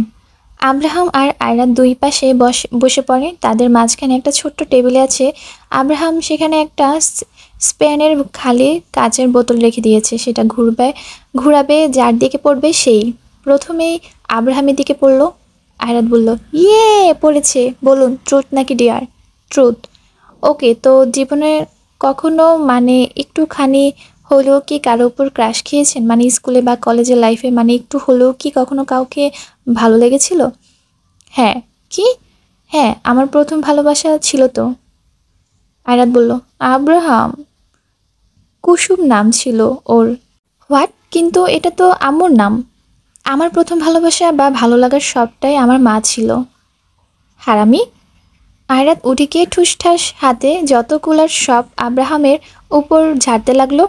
আব্রাহাম হো হো করে হেসে দেয়। আয়রাতের দুই বাহু আটকে ধরে নিজের কোলে বসিয়ে দেয়। আব্রাহাম খেয়াল করে দেখে আয়রাতের চোখের কিনারে হালকা পানি জমে গিয়েছে। আরে মেয়ে, আমি তোমাকে ভালোবাসি, তবে জন্মের পর থেকে আমার প্রথম ভালোবাসা ছিল আমার মা, না অন্য কোনো মেয়ে।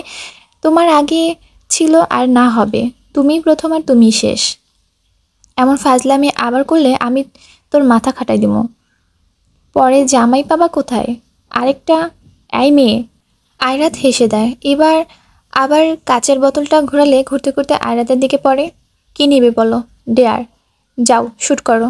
আপনি না বলেন ভালোবাসবেনও আপনি আর মারবেনও আপনি, তাহলে ধরুন। না, এখন তুমি শ্যুট করো। আয়রাত চোখ বন্ধ করে ট্রিগারে চাপ দেয়, কিন্তু যা হলো তাতে আব্রাহাম হাসি যেন ফেটে পড়ল। রিভলভারটা নকল, আর তা থেকে সাদা সাদা সাবানের বেলুন বের হচ্ছে। বাচ্চারা যা দিয়ে খেলে আর কি। আয়রাত যতই চাপ দিচ্ছে ততই বেলুন বের হচ্ছে। আব্রাহাম হা হা করে হেসে দেয়। গাজা বেইজ্জতি, হ্যাঁ। অবশেষে রাত বেশ ভারী হয়ে গেল। আয়রাত আয়নার সামনে দাঁড়িয়ে নিজের চুল বাঁধছিল।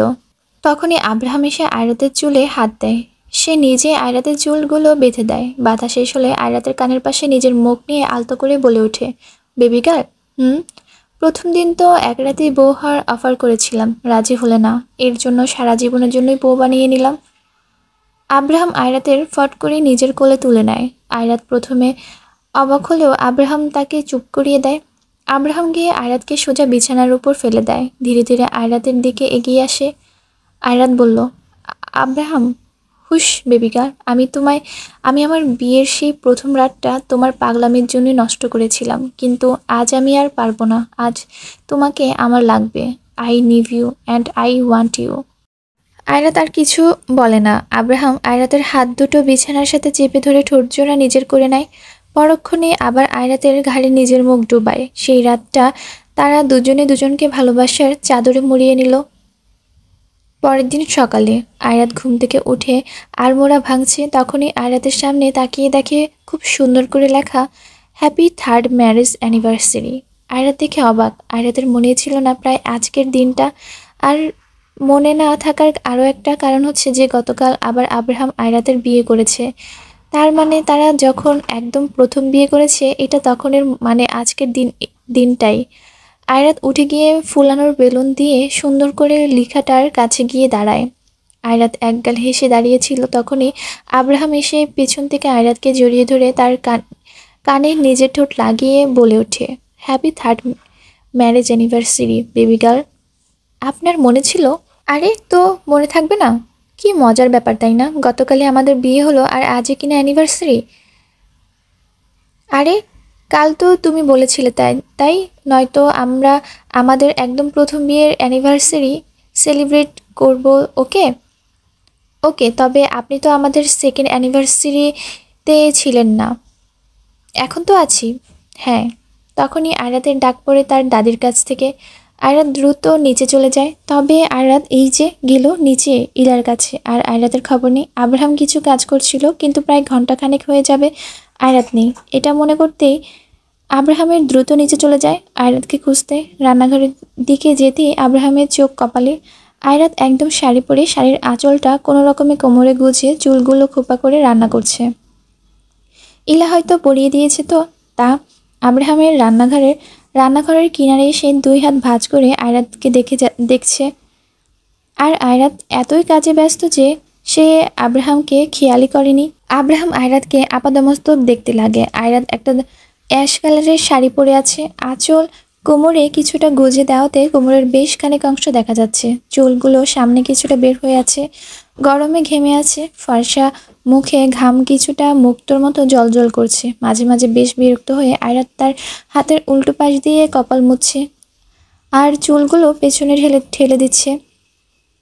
ওদিকে আব্রাহাম যেন নিজেকে আর ধরে রাখতে না পেরে আয়রাতের পেছনে গিয়ে দাঁড়ায়। কোমরে শীতল স্পর্শ পেয়ে আয়রাত চমকে যায়। আব্রাহাম আয়রাতকে নিজের বুকের সাথে ঠেকিয়ে শাড়ির আঁচলটা আরও ভালোভাবে তার কোমরে গুজে দেয়। তারপর আয়রাতের কানে লতিত একটা চুমো এঁকে দেয়। আয়রাত বলল, আব্রাহাম জানতো, এখান থেকে কাজ করতে দিন। তুমি এই অবস্থায় কেন? যদিও অনেক বেশি সুন্দর লাগছে, তবে এই হালে কেন, এই গরমে? আব্রাহামের এই কথা বলতে আয়রাত ঘুরে তার হাতে একটা বড় পাত্র নিয়ে আব্রাহামের দিকে ধরে। আব্রাহাম তাকিয়ে দেখে তাতে গরম ধোঁয়া ওঠানো বিরিয়ানি। না বেশি ভালো না বেশি খারাপ, ওই তো ওই আগের মতো, আপনি যেভাবে পছন্দ করেন আমার হাতে বিরিয়ানি দিলে। তাই আর কিছু বললাম না, থাক, নয়তো এখন তোমার 12টা বাজাতাম। হয়েছে, যান। তুমি আমার আগে বের হও রান্নাঘর থেকে। আরে আয়রাত যাও। না না, যাচ্ছি। আয়রাত সুরসুর করে বের হয়ে পড়ে রান্নাঘর থেকে। তারপর সবাই একসাথে বসে, অনেক আনন্দ খুশির ভেতরে দিয়ে কেটে যায় সময়টা। এই তো এভাবেই চলছে আব্রাহাম আয়রাতের জীবন। আব্রাহামের যেন আয়রাতকে নিজের চোখে হারায়। আয়রাত রোজ অফিসে যায়, আব্রাহামও আবার তার অফিসে সামলাচ্ছে, সাথে নিজের দ্বিতীয় কেরিয়ারও, অর্থাৎ এখন অফিসের বস 2 জন। কাজ অনেক, কিন্তু যাই করুক না কেন রাত দিন 24 ঘন্টা তারা একসাথেই থাকে, অফিসেও একসাথেই আর বাড়িতেও।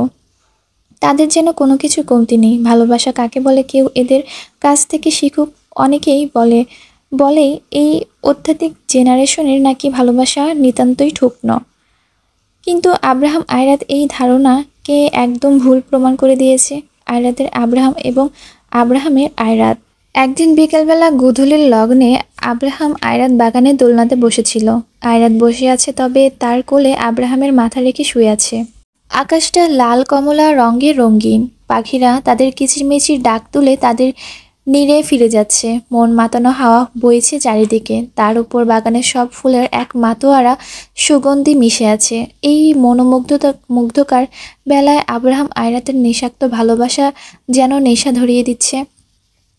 আব্রাহাম উঠে বসে পড়ে, আয়রাতের ঠোঁটে আলতো করে চুমু দিয়ে দেয়। তারপরে আয়রাতকে নিজের বুকে জড়িয়ে ধরে শক্ত করে আয়রাতও জড়িয়ে ধরে। আব্রাহাম তার এক হাত আয়রাতের কোমরে, আরেক হাত দিয়ে মাথার পেছনে চুলের মাঝে মিশিয়ে দিয়ে রাখছে। আয়রাত বলল, জামাই যান। বেবি গার্ল, ভালোবাসি, ভালোবাসি, অনেক বেশি ভালোবাসি।